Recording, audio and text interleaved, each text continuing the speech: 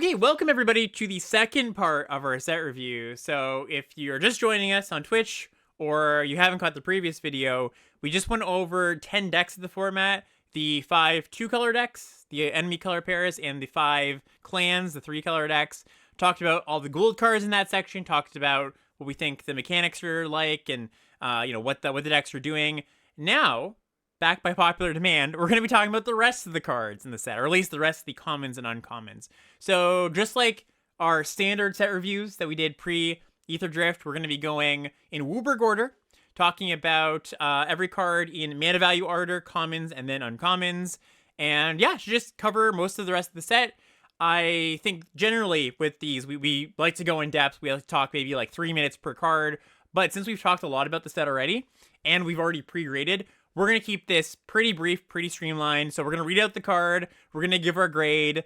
Mark, I'm going to leave it to Mark to kind of have as much, most of the color commentary. I'll just kind of, if I agree with Mark, I'll just be like, yep, okay, let's go to the new card or the next card. But yeah, this is just a way that we can cover all the cards, give you our grade, and give you some thoughts on some of the more complex or hard to grade cards. Anything I missed there, Mark? Yeah, no, I'm interested. Like we changed our mind a lot on how we were going to do this review and kind of settled here. Mm-hmm. A lot of people liked reviewing all the cards. They kind of use these reviews as a way to learn what the cards do and how they work. So even though we will be providing our tier lists to people who want to look those up anyways, this is almost like a speed run lip service. So a lot of the cards I'll just be saying like one sentence on them and just summarizing the grades. There will be a few cards that we're going to talk about in more detail, but the idea is to get through this part reasonably quickly, both because we've already spent a ton of time about the shells and the multicolor cards, and because, as Alex said, we pre-graded them. So let's try our best. We'll see how quickly we can get through this, because we still have, I don't know, 100 and something cards left to go, and it's already 2 hours in at this point. Yeah, which, for those at home, we got a lot of, no, 8 hours, 10 hours, the more hours, the better. But for us reviewers, it is a bit of a tiring day. I tend to need a day to recover afterwards. And tomorrow's early access, by the way, for anybody who wants to join on Twitch. The set is going to be draftable for a lot of streamers. So join me tomorrow on the stream if you want that. But without further ado, let's just jump in. So our first card here, starting with white, starting with commons, starting with cheap stuff, Mardu Devotee. So this is a single white mana for a 1/2. When it enters, you scry 2, and it has this filtering ability of 1 mana, add either red, white, or black, activate only once each turn. And there's a devotee for all of the clans. So what do you think about this card? What do we think about this kind of effect? I think this is one we should take a little bit of time just to kind of talk out quickly. Yeah, I was just like, oh, I just said I was going to be quick, and I actually do want to talk about Yeah. this card. Partly because it is a cycle, so we'll talk more about them now than for each color individually. I gave this a C plus. You gave this a C. Mm-hmm. I was pretty confident in my C plus about this. It is one of the only 1-drops that looks like pretty good. Well, it's actually only one of the only 1-drops in the set. I think these mana filters are all going to perform better than they look, just because fixing your mana without like taking a turn off to play like a tap land or a monument is really important for especially a lot of these. We just reviewed the rares. A lot of them were like XYZ color. So casting a devotee on turn 1 or turn 2, make sure you smoothly have your mana fixed for turn 3, which is when the heavy hitters start to show up. And the Scry 2 makes this a relevant late game play. Good for double spelling, good for your things that want to go wide. Really happy with Mardu Devotee at a C+. Yeah, and I think just like after talking about the decks and talking here, what you said, I think I'd probably agree. I would join you at that C+. Next up, we've got Auspicious Exhale. So this is a 1 in a white instant. It says, as an additional cost to cast a spell, you may behold a dragon, which means you choose a dragon you control or reveal a dragon card from your hand.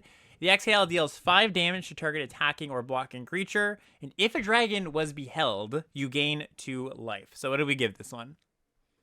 I gave this a C minus. You gave this a C, and as usual, we'll spend more time talking about the like white cards and less towards the end because we have more to say. Another cycle. One of each common wants you to behold a dragon, so there is some tension to want to hold your dragons instead of using them for the omen side. Mm-hmm. This one kind of doesn't have a home because both white black and white red do seem to be more aggressive. So I do think if you build like the Jeskai control deck, you can probably pick these up and they should be really good there. But yeah, C minus for me just because it doesn't really have a clear deck that it wants to go into. Yep, totally. Next up is Lightfoot Technique. This is 1 and a white for an instant. Put a +1/+1 counter on target creature you control. It gains flying indestructible until end of turn. And what do we give this one? D plus for me, C minus for you. Fine filler trick, nothing really much more than that. Yep, I agree with that. Rebellious Strike is 1 and a white for an instant. Target creature gets +3/+0 until end of turn. Draw a card. So sort of, we saw this I guess a year or two ago at this point in Wild's Veil Drain Sugar Rush. But in this set, it gets the bump of, you got the mobilized tokens that can, your opponent goes, okay, I'll block. You cast this, you trade up. Kind of cute, but still nothing too special. Yeah, we flipped the grades on this, so I gave this one a C minus, you gave this one a D plus. There'll be spots like you do want some number of tricks just to make sure your mobilized creatures can attack. One or the other is probably going to be fine, but neither are high picks. Yep, agree with that. Coordinated Maneuver up next. 1 and a white for an instant. You choose one. Either it deals damage equal to the number of creatures you control to target creature or planeswalker, or you destroy target enchantment. So we see this card sometimes, but gets a bit of a bump with Mobilize. You're going to be able to deal, 4 or 5 damage fairly often, and I think it's a version of this card I'm happy to play. Yeah, there is some awkwardness because you have to like declare all your attackers if you want to use the mobilized token. So if your opponent has like a Snakeskin Veil or an indestructible trick, like you've already committed to attacking to get the mobilized trigger for the extra damage. Yep. So just note, I think this card, and it only deals 1x creatures instead of 2x like the charm we saw in MH3. So I gave this a C minus, you gave it a C. Yep. Next up, we've got Fortress Kinguard, one of the better commons. 1 and a white for a 1/2. When it enters, endure 1. So that's, again, put a counter on it or create a 1/1 spirit token. Yep, both gave it a C plus. I don't know if you want to add anything to this. This card's just good. No, just good. Yeah, it does all the things you wanted to do for both the decks. Bearer of Glory is 2 mana for a 2/1. First strike during your turn, you can pay 5 mana to creatures you control get +1/+1 until end of turn. Yeah, I like this card, but we both gave it a C. This card is good though. Like you can activate it more than once. It helps again with mobilize. Helps with going wide. Maybe a C plus. It just didn't quite get there for me. Yeah, I think that the 2/1 over like a 2/2 is actually fairly relevant, even considering like this is a first striker on your turn. It means that it can't block your opponent's mobilized tokens. There's an effect or two that punishes 1 toughness creature. So that's what prevented me from giving it that C plus. But yeah, solid 2 for sure. We've got Poised Practitioner up next. This is 2 and a white for a 2/3. Its flurry ability, so when you cast your second spell per turn, is you put a +1/+1 counter on it and you scry 1. Not a huge fan of this one. No, D minus for me, D for you. This is the kind of card we skipped in the last set review, so I don't want to spend a ton of time talking about it. Like, there's kind of some tension. If we're gonna bother including them, maybe we should talk about why it's bad. But basically, just like understated. Yeah, basically, like you have to work a little bit to be slightly above rate, and then it's like, okay, cool. Like you jump through a hoop, and now you're not a terrible card. So yeah, and I actually agree with you. I think with the ones that aren't like obviously terrible, we'll give it a little bit of time to talk about why we don't like the card very much. Tempest Hawk, 2 and a white for a 2/2 flyer. When it deals combat damage to a player, you can search your library for a card named Tempest Hawk, reveal it, put into your hand, and a deck can have any number of Tempest Hawks, which is not relevant for limited because that's just true anyways. Yeah, we both gave this a D plus, which is a card. I started off even lower on this and then moved it up a little bit. Just because like the threat of chaining them and the fact that you already want to play some like tricks in your white deck means I can maybe see a home for this in white red. But yeah, kind of glitch ghost surveyor kind of D plus, but not a great card. Yeah, I thought this was Enter the Battlefield at first. I was like, wow, this card's awesome. It's a big, really, really big difference between having to actually deal that first point, or first hit and not. So yeah, I could see being a little bit wrong about this. I could see coming up on it a bit. If you are doing this thing, by the way, I think the optimal number for this kind of card is generally like 3 or 4. Any more than that, you end up having too many in your opening hand and just like don't benefit off of it, and you have a bunch of Windrakes. So yeah, we'll see where that one goes. Next up, easy card, Stormplane Detainment. This is 2 and a white for an enchantment. When it enters, exile target non-land permanent and opponent controls until this enchantment leaves the battlefield. Yeah, I gave this a C plus. You gave this a B minus. The fact there's no, like, we've seen these kinds of cards with bonuses that either like they have some upside where you can cast them as an instant or scry or gain some life or something. There's also a number of cards that just like randomly hit enchantments in this set. Mm-hmm. A number of green cards and white cards, like even the coordinated maneuver hits it. Right. So this is not quite as safe as you'd want it to be. Yeah, for sure. That I remember, Duskmorn, that Ward 2 on Trapped in the Screen, that actually really came up a lot. So, yeah, I agree with that. Next up, we've got Arishin Sunshields. This is 3 and a white for a 3/4. When it enters, exile up to 2 target cards from a single graveyard. It also has the ability white, tap it, tap target creature. So hoses the blue-green stuff, harmonize and renew, and is like not the worst creature, like a clunky tapper, but it's only 1 mana to tap, so that's nice. Yeah, Lords of Limited like this card. Notably, when you exile, you're not triggering the blue-green stuff because those things stay on their turn. But you want your tappers to be small because they're not going to get into combat. So I gave this a D plus. You gave it a D. Yep. I was talking it up a little bit, but still not a card I'm super excited about. Dragonback Lancer is 3 and a white for a 3/3 flyer with mobilize 1. So we've got a Phantom Monster 4-mana 3/3 flyer with a wee bit of upside. We both gave it a D plus. Yep. That's all I'm going to say about it. Yeah, I agree. Yeah. Riling Dawnbreaker up next. This is 4 and a white. This is an Omen Dragon. So the Dragon Tide is 4 and a white for a 3/4 flying vigilance.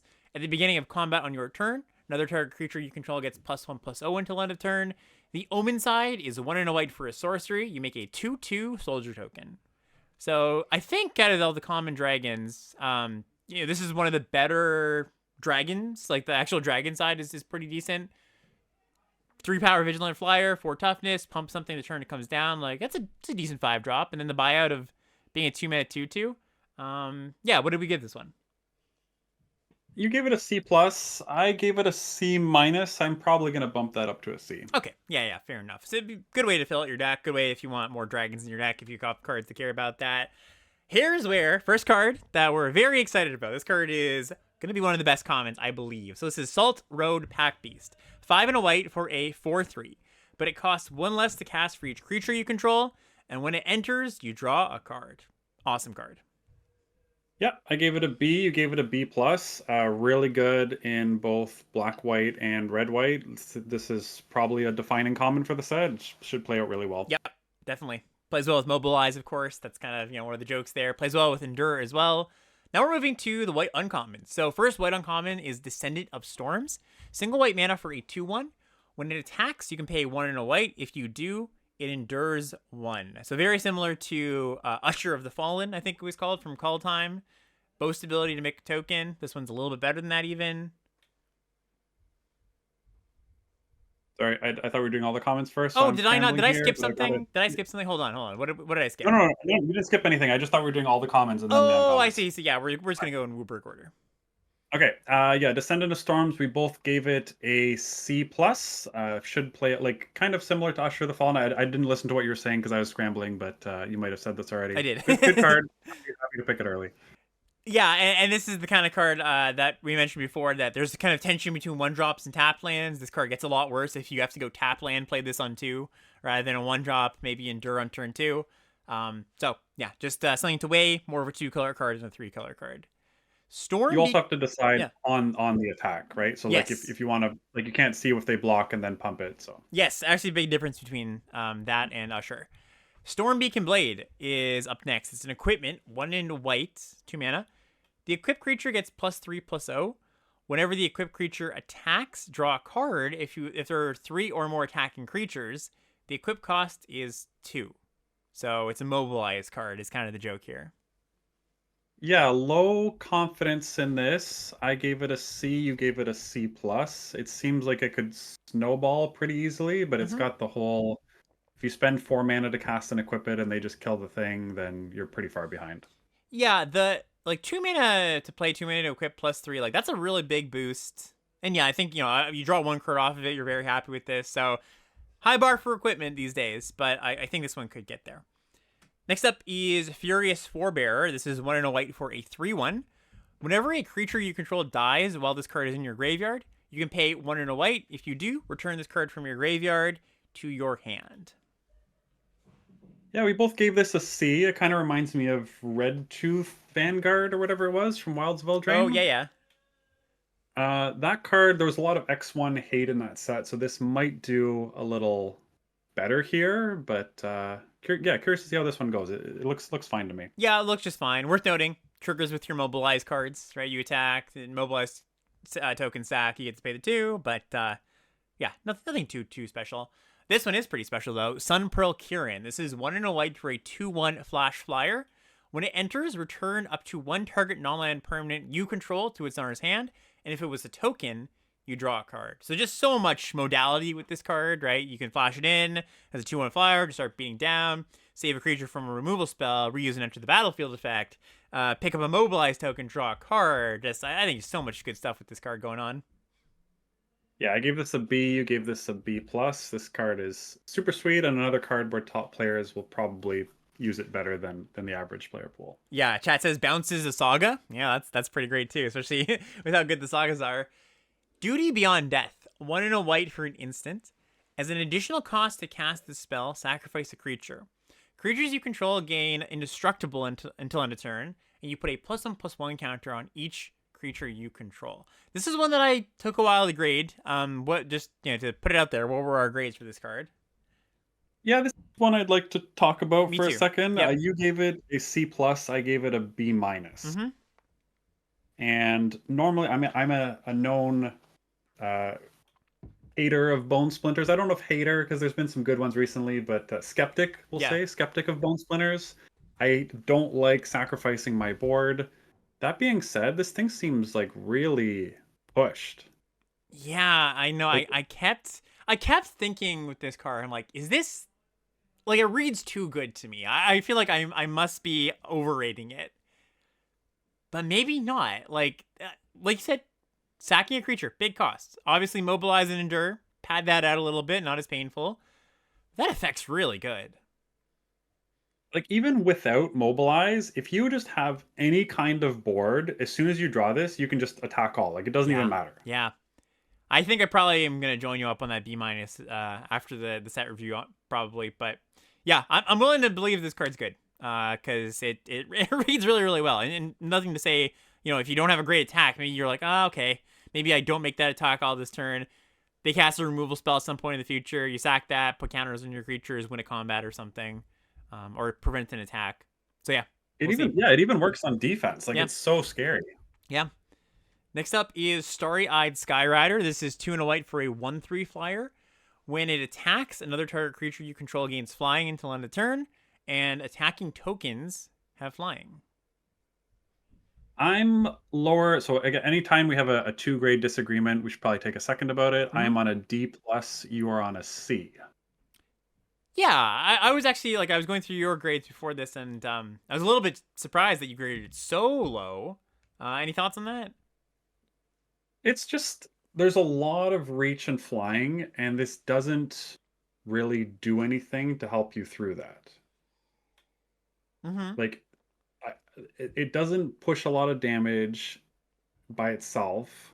I don't think jumping something and giving flying will help you that much. And I just see so many spots where either they kill this and it doesn't matter, or there's just sorry, 1 second. Yeah, no worries. My wife was just home and she's just closing the door. I'm trying to be discreet. I thought she wanted me for something, but she's trying to all good. Okay. Yeah. I don't see this getting, like, there's going to be so many, either your opponents are going to have a removal, or they're going to have a flyer, or they're going to be the one attacking you, and this doesn't block well, it doesn't provide any protection or value, and it doesn't really, push a ton of damage. Yeah, it being, I think the point you're getting at here is it's only a 1 power 3-drop, right? Sure, it helps your 2s and your 4s or whatever attack, but it itself is not contributing to that clock all that well. Yeah, I am on board for all those things. I guess I just don't think it quite is that D level, but yeah, We'll see. We'll see. That's Okay. yeah. Yeah, I would like this a lot more if it was in a different set. Oh, for sure. Yeah, yeah. I feel that Yeah, too. yeah. Like we said, Okay. 30% of the creatures are flying. Another fairly interesting one here. Another one I thought about for a while. Delcoven Pack Beasts. So this is 2 and a white for an 0/4 Vigilance. Mobilize 3.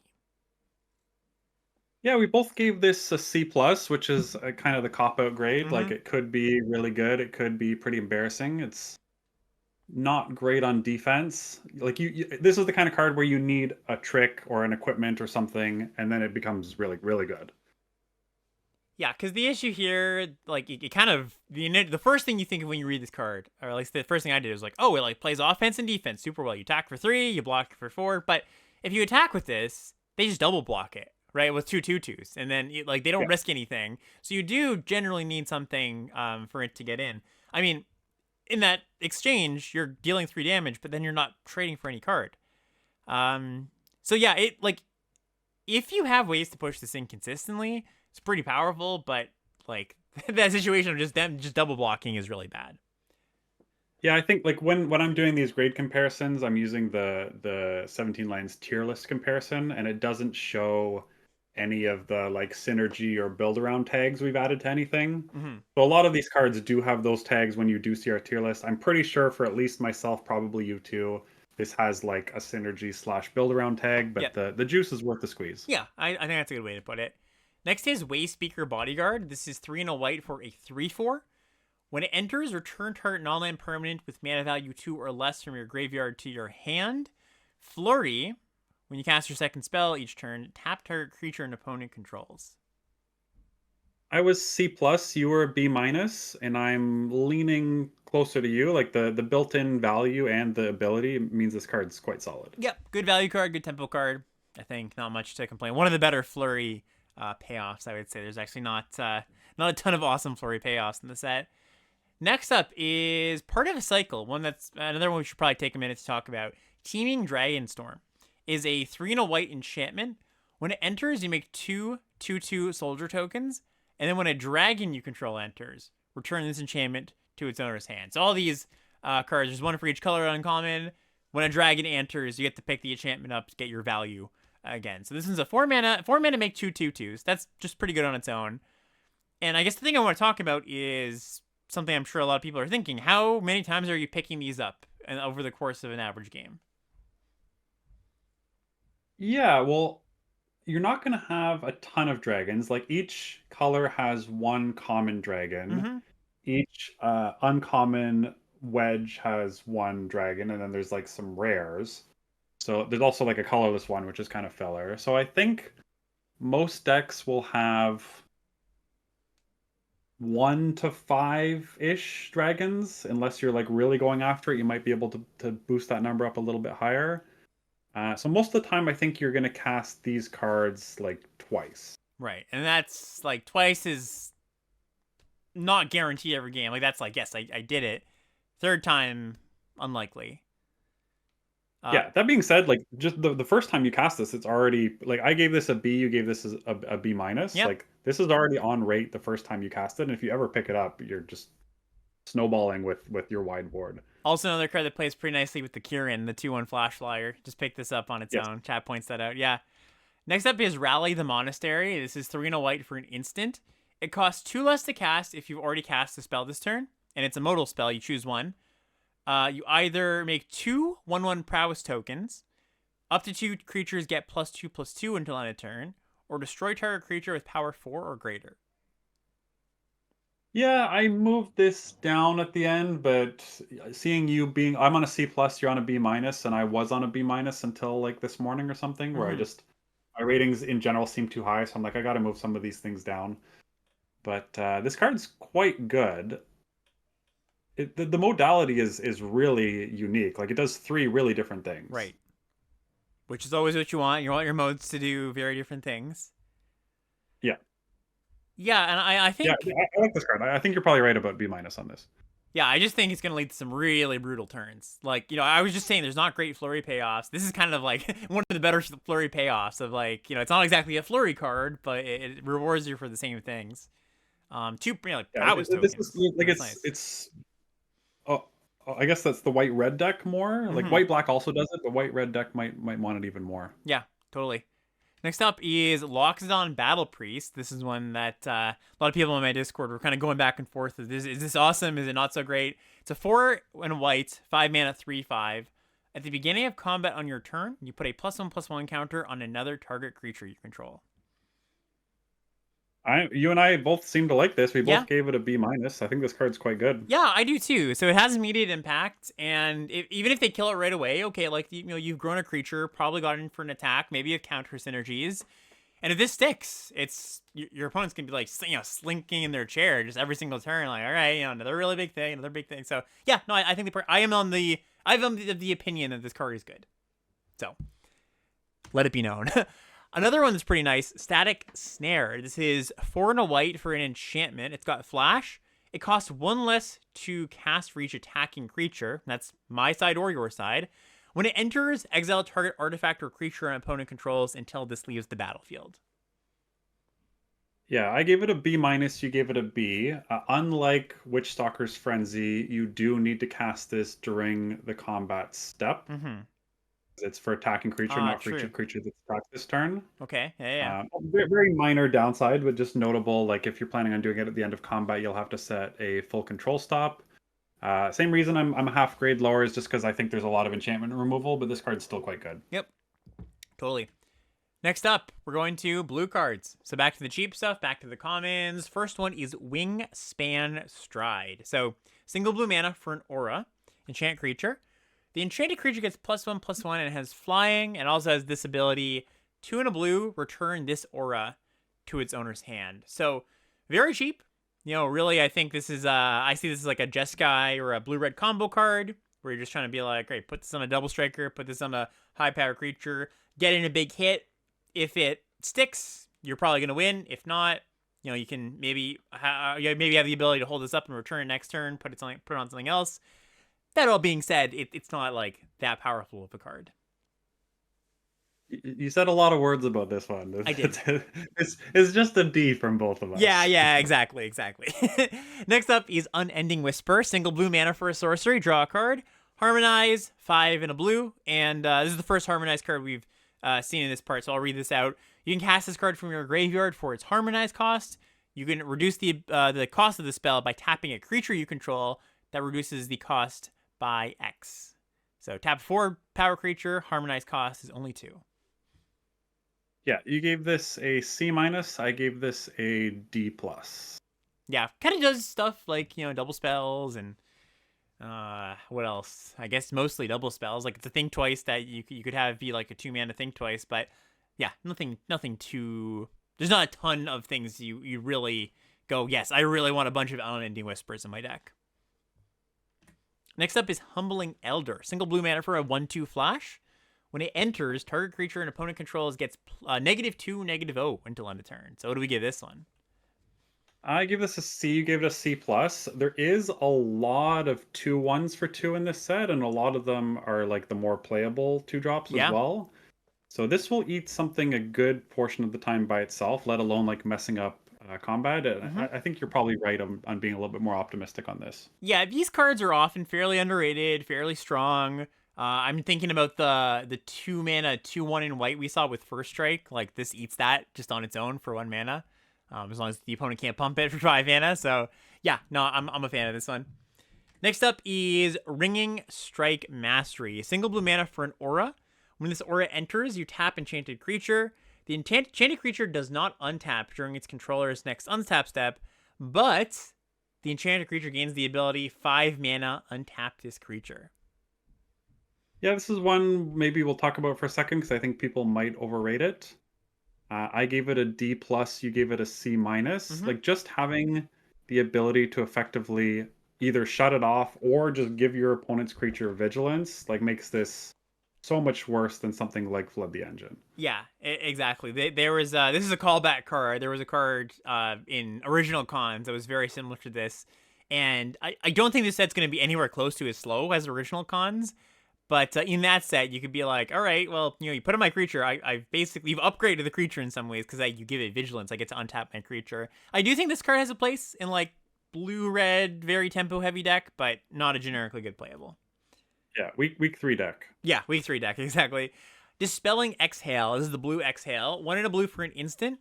As an additional cost to cast this spell, you can behold a dragon, which again means reveal a dragon or point to a dragon on the battlefield, or reveal a dragon from your hand specifically.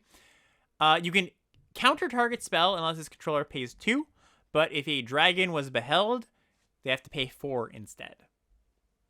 Yeah, I also want to take a second talking about this one too. I'll just warn you when I want to Yeah, when I want to talk for about sure. them, I guess. I gave this a C plus. You gave it a C. We've been lower on the quenches for a few sets in a row. Mm-hmm. This one I like quite a bit for a number of reasons. First of all, aside from renew, there's like not really an ability where your opponent can just pass and use their mana, like unlocking a room in Duskmourn, or doing something else from their graveyard, or like a ton of instant speed stuff. A lot of things in this set will be people tapping out for their 3, 4, 5 mana gold cards, slamming their dragons, and you're going to get a huge tempo advantage on this. Yes. Now, normally with these quenches, your opponent, if they're good, they can just leave up the 2 mana on the key turns and avoid their spell from being countered. Mm-hmm. But a lot of times, like if you have a dragon on the battlefield, it's on. But if you don't have a dragon on the battlefield, is your opponent going to play around this for an extra 2 mana, or are they going to try and play around this for an extra 4 mana? So even if you don't have a dragon, you might still get the benefit of your opponent trying to play around it. Or your opponent might just decide, okay, I have to play in it anyways because they're probably going to counter it either way. And then you get your value from your 2-drop spell. So I'm reasonably interested in this. Not a great card for double spelling proactively to give, double strike or whatever. Mm-hmm. But the like Jeskai / blue-red control deck was probably going to be really interested in this. Yeah, no, that's a good point. I'm glad you called all that out because yeah, good card to talk about. Okay, yeah, because I think this is a card type that often people are a little confused on. Like, is this good? Is this kind of card type good? Do we want to play it? Where do we want to play it?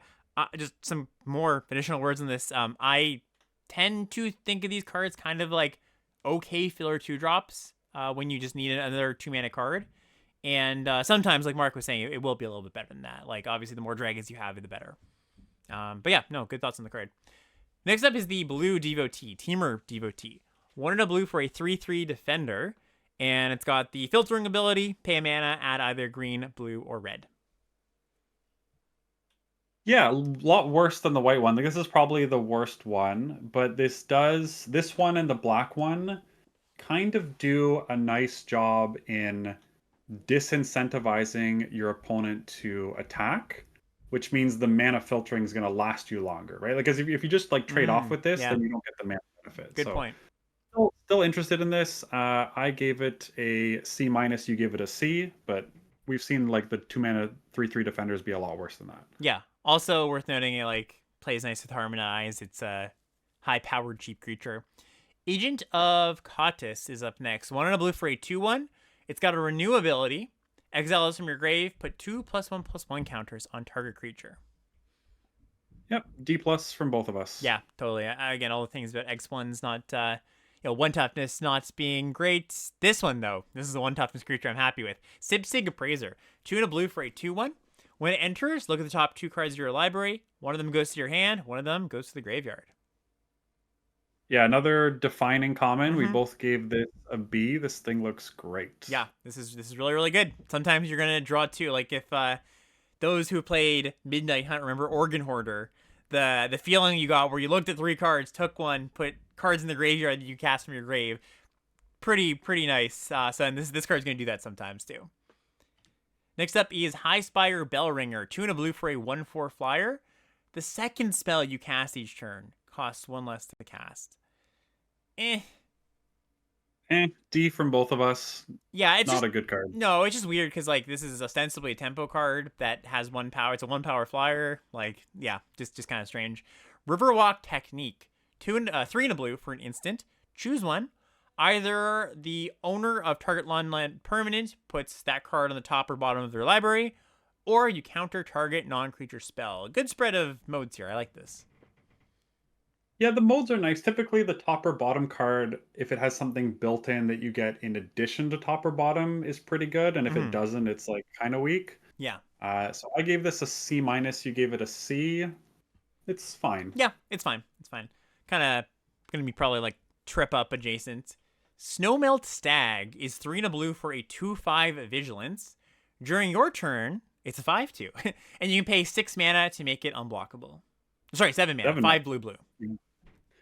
Yeah, we both gave this a D plus. I know some other people are higher on this. I don't really like it. Doesn't really attack well, and you don't want to spend the mana on it. But I do think this card's kind of nice with Humbling Elder. Which one's that again? The Cogwork Wrestler -2 Oh yeah, -0. yeah, sure, negative 2. Because they're gonna block, like they're gonna block it with a 2 power creature, and you're just gonna eat their things. Yeah. Yeah, like the play patterns with this they sound very nice. Like you play a blocker on your turn, it's a 5/2 that can tap for mana for your Harmonize. But yeah, I think what you're getting out of the deal for your mana just isn't all that exciting. So yeah, I think I'll stick with the low grade just like you are. Next up is Ice Ridge Serpent, 4 and a blue for a 3/3. When it enters, return target creature an opponent controls to its owner's hand. Pretty nice one. Yeah, we both gave it C plus. This is the card you'd like to have if your opponent casts a 5/5 elephant on the play. Oh yeah, that's a really nice answer to that. Yeah, these bounce creatures just tend to be pretty good in general in most sets. Focus the Mind is 4 and a blue for an instant. It costs 2 less to cast if you've cast another spell this turn. Draw 3 cards, then discard a card.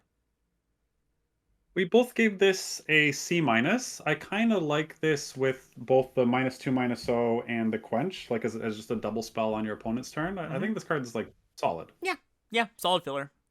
Next up is Durgar Island Dragon. So this is 6 mana, 5 and a blue for a 4/4 flyer with Ward 2. Omen side is Skimmering Strike. It's an instant. Tap up to 1 target creature. Draw a card. Yeah, neither side's super exciting. We both gave it a C minus. Yeah, no, totally agree. Next up is Dragonstorm Forecaster. This one's sort of interesting. We're at the uncommons now, by the way, blue uncommons. Single blue mana for an 0/3. Has the ability to tap it. Search your library for a card named Dragonstorm Globe or Boulder-Born Dragon. Reveal that, put it into your hand, then shuffle. So I don't have the visual up just yet. Sorry, I should have done this in advance. But the Globe is a 3 mana colorless artifact that taps to add mana of any color. And then when a dragon enters, you put a counter on it. So all your dragons enter with an additional mana. With an additional counter. And the Boulder-Born Dragon is like a 3 mana. It's a colorless 3 mana flyer. Sorry, colorless 5 mana 3/3 flyer. And it like. What? Sorry, do you know the card offhand? I'm forgetting the rest of the text, but it's like vigilance and you put a counter on it or something if something happens.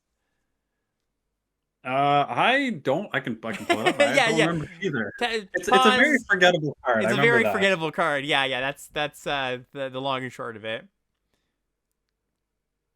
So yeah, altogether, this card it kind of finds to like I think we both gave both the other cards like in the D range type of stuff. So I gave this. No, that's not the right card. Dragonstorm Familiar. I gave this a D plus. You gave this a C minus. Yeah, I'm gonna put in post. I'm definitely gonna put up the images. So everybody watching along after the recording, you'll know what we're talking about. And none of the cards are very exciting. I think it's a package you could have. Like if you basically, I see it as like a filler package. It's like, okay, if I need a few more cards, this package might be okay in my deck, but it's nothing that I think you're really like aspiring to build towards. Next up is Spectral Denial. This is X and a blue for an instant. This spell costs 1 less to cast for each creature you control with power 4 or greater. Counter target spell unless its controller pays X. So it's a syncopate. So we've had that kind of card before. X and a blue. They have to counter unless they pay whatever. But I think that discount is a pretty big deal. Yeah, I already like syncopate. Yeah. So this card I like quite a bit. I gave this a C plus. You gave it a C. Like just holding up, like sometimes it'll just be a straight counter for a single blue mana. That's going to be incredible. Yeah, that's great.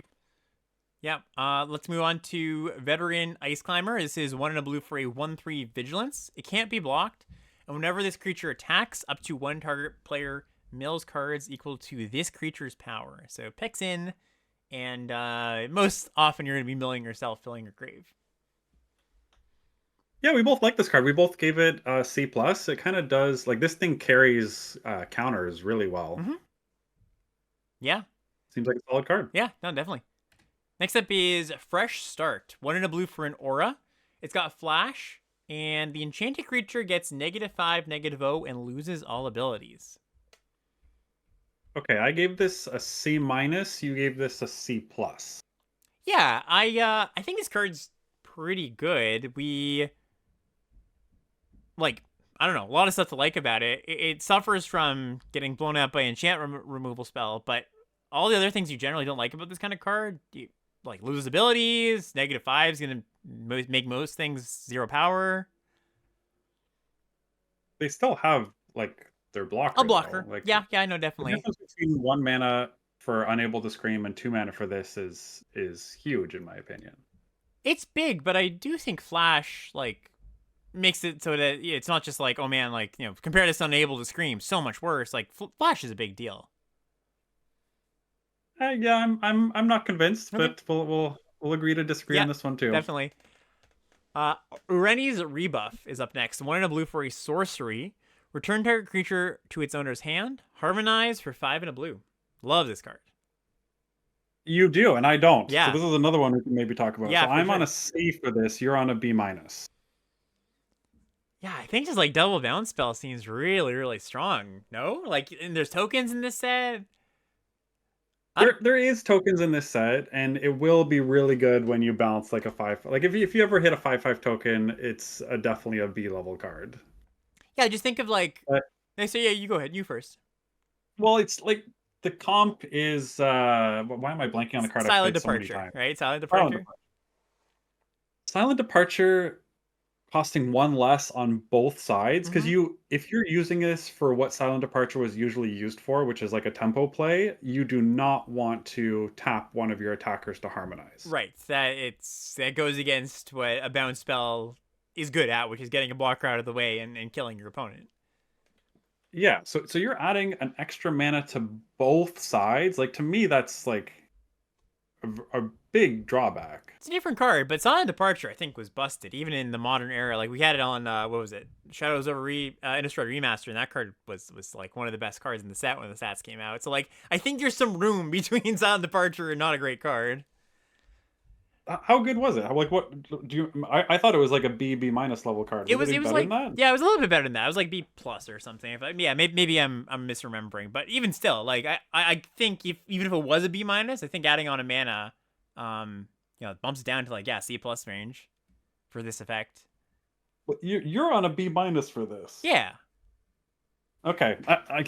I'm not convinced. Well, again, yeah. Part of the thing we did differently this time compared to last time was we looked over each other's grades first, and so the disagreements are ones we kind of both are gonna stick our heels into the sand for, and it'll be interesting to see at the end of this day what where some of these cards lie. Yeah, come back to the set review in 2 weeks. Next up is Roiling Dragonstorm. This is 1 and a blue for an enchantment. When it enters, draw 2 cards and then discard a card. When a dragon enters, you pick up this enchantment. It goes back to your hand. Yeah, we both like this. C plus for me, C for you. Yeah, so it's kind of a funny card because the first time you cast it, you're not actually going up a card. You're just filtering, right? You draw 2, discard 1. That's you've used this enchantment. It's card parity. You can break that parity by putting a Harmonize or Renew card in the graveyard, and the second time you cast, you are going up a card. So yeah, I think basically the floor is okay, and the ceiling of drawing 4, discarding 2 over the course of, for 4 mana over the course of some turns, that's pretty good. It also helps you find the next dragon. Yeah, right? I know, that's a great point. Yeah, totally. Next up is Wingblade Disciple. This is 2 and a blue for a 2/2 flyer. It has a flurry ability that says whenever you cast your second spell each turn, you make a 1/1 flying token. Yeah, I give this a B minus. You gave this a C plus. We both pretty much agree. It's just a very solid card. Yeah, very solid card. Kishla's Trawlers up next. 2 and a blue for a 3/2. When it enters, you can exile a creature card from your graveyard. When you do, return target instant or sorcery card from your graveyard to your hand. Yeah, I gave this a C plus. You gave this a B minus. It kind of reminds me of the Wildsville Drain one that you had to like bargain something to get something back. So you do need to do like a bit of setup. You need to have two cards in your graveyard for this, and then like get one of them back. So there's some hoops to get through, but it's pretty well statted for something that gives you like card advantage. Yeah, I think they probably wanted to avoid the play pattern of like 2 mana removal spell, play this, get back the removal spell. Your opponent's just like, oh my gosh, like that's a brutal start to the game. It's gonna be a little bit later, but yeah, no, I think still pretty good. Next up is a build around Essence Anchor. 2 and a blue for an artifact. At the beginning of your upkeep, surveil 1. Tap it, make a 2/2 zombie token. Only activate this if a card left your graveyard this turn, and yeah, it's not restricted to your turn. So yeah, I'll activate this only on your turn, and only if a card left your graveyard this turn. So it is restricted. Sorry. Yes. Yeah, I really like the fact that this card exists. I think we probably both gave this a build around grade. We did give it C plus, so we're believers of it, and I see the vision as long as you've got enough ways to trigger it. Like getting your first 2/2 already makes this not embarrassing, and if you get a second one, it's really good. Yeah. I didn't think about it in multiples, but yeah, if you can assemble 2, that is pretty nice. And the surveil, like it fueling itself is pretty sweet too. Well, I Next just up, mean getting like a second activation, like not even a second anchor. oh, I see what you're saying. Yeah. I gotcha. Yeah. Next up is Aegis Sculptor. So this is 3 and a blue for a 2/3 flyer. It's got Ward 2, and it says the beginning of your upkeep, you may exile 2 cards from your graveyard. If you do, put a +1/+1 counter on this creature. Another disagreement. I gave this a D plus, and you gave this a C. Yeah, I take it back. Actually, I think I'm closer to you. I for some reason reading this card, I thought it would be able to block as a 3/4. The first turn it Right. comes down, and it can't. So yeah, synergy Okay. card. And, Would you say then, like caring about leaving the cards leaving the graveyard?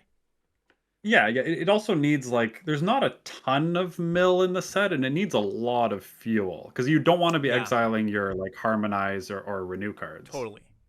Yeah, no, I agree. I'm probably gonna join you on the same grade. Next up Okay. is Constrictor Stage. So 4 and a blue for a 4/4. When it enters, tap target creature an opponent controls and put a stun counter on it. Has a renew ability, 2 and a blue. Exile this from your grave. Tap target creature an opponent controls. Put a stun counter on it. Great. We both gave it a B minus. Yeah. Solid card to first pick. Sweet card. Awesome. Ooh, here's a fun one. I'm curious to hear your take on it. Bewildering Blizzard. 4 blue for an instant. Draw 3 cards, and creatures your opponents control get -3, -0 until end of turn.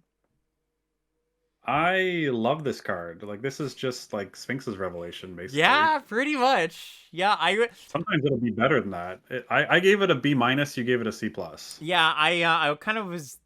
I think I originally gave it a B minus. I was trying to temper expectations on it, my own expectations, but like when this card's great or when this card's good, it's gonna be excellent. Like eat a creature, don't take damage this turn, draw 3 cards. It's like how does your opponent ever recover? 6 mana. Always gotta temper. Yeah, that's the reason to temper the expectations. But yeah, I'm a believer. I'm willing to believe that I'm initially grading it too low. Like even if you don't have creatures to eat theirs, it's kind of just like a fog draw 3, which is like Yeah. what you want your draw spell to do is gain you life and give you time. This card I could see being too low at a B minus for this. And sometimes, like, not that this is the game state you care about the most, but like you go, okay, attack, cast this, you win a combat or 2, and that's the thing that like pushes you from kind of parity to over the edge. Like I'm way advantaged now. Yeah. Yeah. No. I think you're right. I think this is probably a B minus. Okay, going to black now. So back to commons, back to cheap stuff. Worthy cost. Single black mana for a sorcery as an additional cost to cast this spell. Always a tongue twister. Sack a creature, exile a target creature or planeswalker. So just your typical bone splinters, except it exiles. Yeah, we both gave this a C. So the mobilize slash why do I Endure. keep forgetting the other one? Endure. Yeah, those both make tokens, and there's not a ton of one drops you want to sack, but exiling is a lot better than destroying. Yep.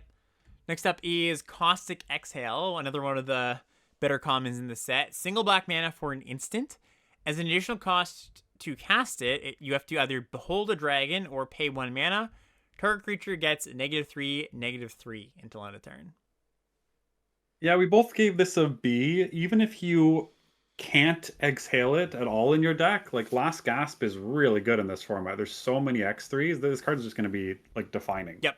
Yep. I think it's going to be, top 5 common, almost certainly. Next up is Unburied Earthcarver. So this is 1 in a black for a 2/2. 2 mana, sacrifice another creature, put a +1/+1 counter on this creature. So a worse version of the common we saw in Foundations, funny enough. Yeah, that card was pretty good. The zombie was a pretty solid playable. Adding on another mana to that ability is pretty painful, though. It is. For that reason, I gave it a D+, and you gave it a C-. Yeah, pretty fair. Delta Bloodflies. 1 in a black for a 1/2 flyer. When it attacks, if you control a creature with a counter on it, each opponent loses 1 life. You gave this a cowardly D-, and I gave this a brave F. Yeah, I can see this being a fine too, like a filler too in a black-white deck. I don't think it's straight unplayable. Okay, I'll hold you to that. Okay, yeah, we'll see. Alesha's Legacy up next. 1 in a black for an instant. Another card that you downgraded. We thought we were getting it good with this effect, but now we no longer get a counter. So this is the target creature you control gains Death Touch and Indestructible until end of turn. Much worse than getting a counter. Yeah, that's a big downgrade. I mean, we talked about tricks being solid if you need them for mobilize, but we both gave this a D. Yep, agree. Next up is Obzon Devotee, so the black Devotee. 1 in a black for a 2/1. It's got the filtering ability to filter for Obzon mana. Also, you can pay 2 in a black to return this card from your graveyard to your hand. Yeah, we both gave this a C+, and kind of like the blue one. I talked about this already, but the thing I like most about this is that your opponents don't want to trade with it, so it becomes a better mana fixer. Yeah, no, agree. Yeah, pretty solid one. Next up is Nightblade Brigade, 2 in a black for a 1/3 Death Touch. Also has Mobilize 1. Also says when it enters, Surveil 1. Lots of little things to like about this card. Yeah, this time I was the coward because I had this at C+, and then I downgraded it to a C. But you went with the brave C+. But I do like this card. I think it's quite good. Yeah, 1/3 Death Touch is a great stat line. Surveil 1, that's just all good stuff here. Nothing to dislike. Next up is Kintree Nurturer, 2 in a black for a 2/1 lifelink, and when it enters, it endures. Yeah, this reads super fillery to me, but it does work with both. Like the 1/1 token is something you'll like in black white, and the +1/+1 counter is something you'll like in black green. So I gave this a C-. You gave it a C. Yeah, I think just like a fine card to fill your deck out with. Aggressive Negotiations, 2 in a black for a sorcery. You look at your opponent's hand, you take a non-land card from it, that you exile that card, and you put a +1/+1 counter on up to 1 target creature you control. Yeah, we both gave this a C-. I bumped this up last minute. I did like a mock draft and ended up in black green and realized that I really actually wanted the first copy and maybe even the second because there's the green common that like draws a card if you've got a counter on something. So having something on 3 that comes in with a counter is going to be pretty important, I think, for those types of decks. And this is Humiliate for an extra mana, which is still probably a good card. Yeah, I also agree. This is one that I wondered as I was grading if I'm grading it too lowly. And yeah, like that's the comp, right? Like, you've got Humiliate, which was great, and also Toll of Invasion from War of the Spark, which gave you a token, a 1/1 token, which is much better than a counter generally. But yeah, you're getting some power and toughness. So yeah, I could see coming on with this one as well. I'm gonna stick with my C-, I think, but keep an eye on this one. Like the thing that might make us want to bump it up is like, isn't this just Torment of Golem? Right, like yeah, it's Toll of Evasion, kind of the same thing. It's there. Oh yeah, sorry, I don't know what Toll is. Sorry, yeah, it's sorry, that was when you weren't playing, I forgot. But yeah, it's Torment of Golem is a good comparison as to why like it might be a little bit better than we think. Yeah. Dragon's Prey. Love this design. Really cool design. 2 in a black for an instant. Destroy target creature. But it costs 2 more to cast if targeted dragon. So unlike in some sets where they've had removal spells that specifically go after the creature type the set's about, this one says, hey, we still want you to play those dragons. We don't want to punish you with easier to cast murder. Yeah, agreed. Great design. You're still probably trading even or up on mana for a dragon, anyways. Mm-hmm. We both gave this a B minus. Yep. Next up is Sand Skitter Outrider. 3 and a black for a 2/1. It's got menace, and when it enters, you endure 2. This I'll talk about this one for a second, just because I kept moving this card down, Mm-hmm. and I think it's notable that again your uncommons and rares are mostly going to be 3+ mana, right? They'll be like the triple color or like double color cards. So the commons that cost 3 or more have more pressure on them for competition for slots than the ones that cost like 2 mana. So Mm. I think a lot of shells will be like 2 mana commons and then 3 and 4 mana uncommons and rares. So I moved this down a couple times, even though it does support both white black and green black. I ended up giving this a C minus, and you ended up on a C. Yeah. I think that actually, you're right. All the stuff you just said. And I can actually see it's just like not playing out all that well. We'll see. We'll see. But like it's almost a little bit of fake modality. Like I don't think you're often gonna want to make it a 4/3 menace creature. Yeah, you might sometimes. We'll see. But agree. Not a standout common by any means. Cruel Truths. Just once again, the set is full of dig through times. So this is 3 and a black for an instant. Surveil 2. You draw 2 cards and you lose 2 life. Yeah, the 2 life hurts a bit. We both gave it a D plus. Yep, exactly. Adorned Crocodile. 3 and a black for a 5/3. When it dies, you make a 2/2 zombie token. Its renewability only costs 1 mana, 1 black mana. Exile it from your grave, put a +1/+1 counter on target creature. Yeah, things seems fine. We both gave it a C minus. Yeah. This is we've had a few of these actually, like big black creatures that die into something. There was the one from LCI. It was the 5/2 that Primordial Gnar, I think it was called. It ended up being a little bit better than it looked. So yeah, I could actually see this one being like a bread and butter 5-drop that you just play. Mm-hmm. Feral Deathgorger. This is a Omen Dragon, so this is 5 and a black for a 3/5 Death Touch Flyer. When it enters, exile up to 2 cards from a single graveyard. The Omen side is Dusk Sight, so 1 and a black for a sorcery. Put a +1/+1 counter on up to 1 target creature. Draw a card. This is another one that I moved down last minute and kind of regret it. So you ended up on C, which is where I think I should be. I went with C minus. I think this card's solid. Yeah, the dragon side's pretty nice. Like it blocks really well. Like it attacks just fine. It is a big dummy, you're right. But like here's the thing. Here's the kind of like subtle thing about I'm always railing about big dummies. There's no ETB, no protection. But if you say to yourself, okay, I'm probably going to be casting this as the dragon rather than as the the Omen side that helps you hit your lands. It probably means that you've already cast a bunch of spells. Like you're like, okay, I have a fine lineup. I have a fine curve of going 2 into 3 into 5. You're casting spells. You're doing things. Means your opponents are less likely to actually have that removal spell, that cheap removal spell to go like kill your dragon, right? So when you cast it as the dragon, it's not going to die as often as some other big dummy might, just by nature of what the card is, doing. So, yeah, I think perfectly playable. More of a green-black card than a white-black card, though, I think. Yes, yeah, that's a good point, too. Yeah. Desperate Measures. Single black mana for an instant. Target creature gets +1/-1 until on a turn.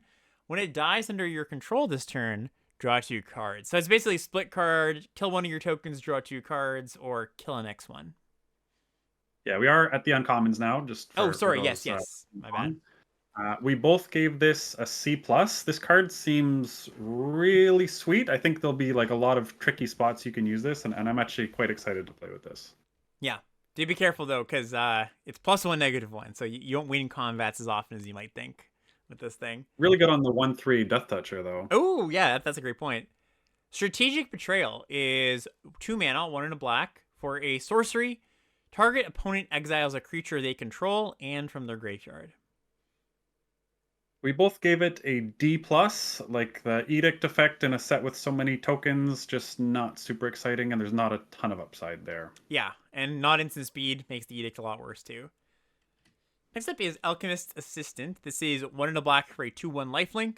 Renew, 2 mana, 1 and a black, put a lifelink counter on a creature you control. Or sorry, just target creature.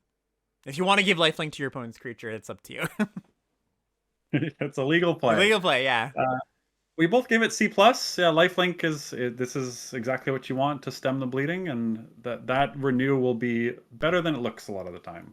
Yeah, just like imagine it just sitting there and they play, a 4 power, 5 power creature. That thing then has lifelink, it's in a big hit. Even if it's just one, that's a lot of life. Next up is Krumar Initiates. This is 1 in a black for a 2/2. X black, tap it, pay X life. So a lot of costs associated there. This creature endures X. Activate this only as a sorcery. All right, so even if we didn't have a grade difference, I'd want to talk about this, Yeah. but we do have a grade difference. I went with D plus, and you went with C for this. Mm-hmm. Yeah, Am I so going first, or are you going no, first? I'll go first. Okay. I will admit I didn't give too much thought to this one. I just kind of thought it's like, okay, it's a bear that has a relevant ability that synergizes with certain things. Makes tokens, makes counters. Like I don't think you're gonna like activate this a bunch, but it gives your bear some relevance in late game. I had a really tough time with this, and I've seen other reviewers of this be pretty wildly like high or low on it. Mm-hmm. The the mana, life, tap, and sorcery combo is not doing it for me. Right. So if you play like one of the reviews I saw said, okay, that the worst you can do with this, you play it on 2, and if you're missing a 3 drop, you can just use it on turn 3, right? And that like fills your curve. Mm-hmm. If you do that, you're replacing a 2/2 with a 2/2. You've lost 2 life, so you probably aren't able to block anything that you wouldn't have been able to anyways. If you do it for more than 2, like the life is really important. We've seen like drain 2, gain 3, like 2, 3, 4 life is a huge, huge, huge amount of life. Yeah. I could see activating this in the early turns of the game, losing turns later, and like not understanding why you lost the game, and it's literally just because you spent like 3 or 4 life on a card like this. So basically, what you're saying is there are situations where you think it's just better to pass the turn rather than actually activate this. Like certain Yes. your opponent goes, I don't know, mountain. They're playing Boros, let's just say. You're more likely to want to just say, okay, let me hope to trade this off rather than pay some life and then trade that token off. Maybe. Yeah, the number I like it most on is actually like 1, like making just a 1/1 Right. chump blocker. Because Yeah. then it's only 2 mana, 1 life. Right. Like, so maybe D plus is too low, but I really had a tough time with this card. Yeah. I guess. I think your grade probably tempers some expectations. I think I'm happy to be wrong about this, but I think C as like the floor is only so low, and I think there is a little bit of upside there. That's my thought. Yeah, I could be too low on it. I just thought it was an interesting card, so I wanted to talk Yeah. about No. it. Absolutely. Next up is Corroding Dragonstorm. So this is the enchantment that you can return to your hand. So 1 in a black. When it enters, each opponent loses 2 life. You gain 2 life, and you surveil 2. And then, yeah, when a dragon enters, you return this enchantment to your hand. Interesting one. Yeah, we both gave it C. So a lot of these are like the white one. You don't need to have a bunch of dragons. I think most of the others you do need to have a bunch of dragons. Yes, this one is like, yeah, if you're only doing this once, like you need to do this twice, I think, for it to be worthy. Yeah. Whale of War is 2 in a black for an instant. Modal card, choose one of these modes. Either creatures your opponent control get -1/-1 until end of turn, or return up to 2 creature cards from your graveyard to your hand. I gave this a C. You gave this a C plus. Yeah, so like I think the 3 mana return 2 things at instant speed is pretty good, and then the matchups or the game states where the -1 is good. Like you're gonna be very happy about that. Win a combat, kill an X1 maybe. Yeah, I don't have much defense for my C. I just think it looks fine. Okay, yeah, I could totally buy it's just the C instead. Unrooted Ancestor is 3 mana, 2 in a black. It's a 3/2 flash. You can pay 1 and sack another creature. This creature gains indestructible until end of turn, but you also have to tap it.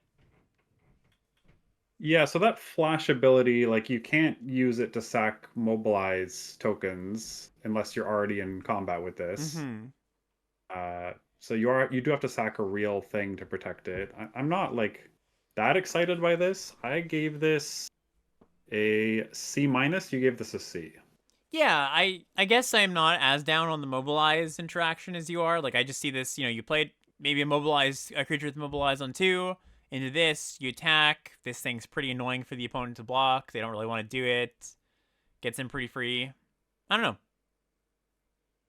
It also just like in a pseudo stalled out board where it's not like a massive board but a smallish board, your opponent can't really attack into this if you have an expendable and they're attacking with 3 toughness creatures. I don't know. I just think there's enough game states where it just like does enough little things.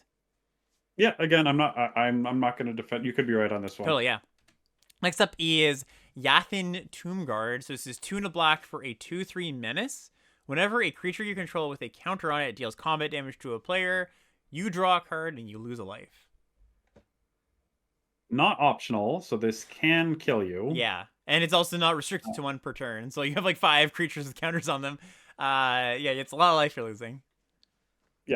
Yeah, 2/3 menace for 3, still not terrible stats though. We both gave this a C. There's upside there. Like this could snowball a game. Yeah, no, totally.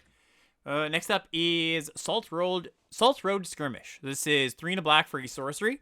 Destroy target creature, and you make 2 warrior tokens that are basically mobilized tokens. They sack at the end step. Yeah, so annoying with this because most of the mobilized cards, you then like you play the mobilized creature and then you untap and you have all of your mana to like do stuff with those tokens. This one you're already spending 4 mana and then you have the 2 tokens right away, so it's harder to like use the tokens for something after that. Mm-hmm. Still an unconditional removal spell with upside. I gave it a C plus. I'm probably closer to your assessment of C though. Yeah, sounds good. Yeah, I mean, there's gonna be some curve bets where you go like 2/3. They're not doing all that much. You kill her 1 good blocker. This deals them an extra 2 points. Like you feel pretty good about that, but a lot of times it's just gonna be like expensive-ish removal spell. 100 Battle Veteran is up next. This is 3 and a black for a 4/2. It says as long as there are 3 or more different kinds of counters among creatures you control, this creature gets +2/+4, so it becomes a 6/6, and you can cast this card from your graveyard. If you do, it enters with a finality counter on it. So I was, reading this card like, wow, three different kinds of counters. That's a lot, but it's just a 4/2 that you can flash back as a 4/2. That's a pretty solid baseline. Yeah, it's going to be really hard to get that boost on the first cast of this, but it does, like, the joke is it spots you the finality counter on the flashback. Right. So, assuming +1/+1 counters are not that hard to come by, you only need 1 other type, which there's not a ton, but there is a few. So, this is kind of just like the 4/1 from Duskmourn, that Delirium, you could flash it back. Yeah. Still a good card. We both give it a C+. Yep, agree. Venerated Stormsinger up next. This is 3 and a black for a 3/3 with Mobilize 1. And it's a Blood Artist. Whenever this creature or another creature you control dies, each opponent loses a life and you gain 1 life. Yeah, nice card. I gave it a C+. You gave it a B-. Yeah. Actually, I think kind of underrated aspect of this card is it does do something when it dies too. Like that drain when it dies is nice. So, yeah, I think that actually makes a pretty big difference in my mind. Next up is Gurmag Rakshasa. So this is 4 black for a 5/5 menace. When it enters, target creature and opponent controls gets -2/-2 until end of turn. Target creature you control gets +2/+2. It's a lot. It's a lot of stuff. Yeah, one of the top monocolor uncommons, I think. We both gave it a B. Yep. Looks good to me.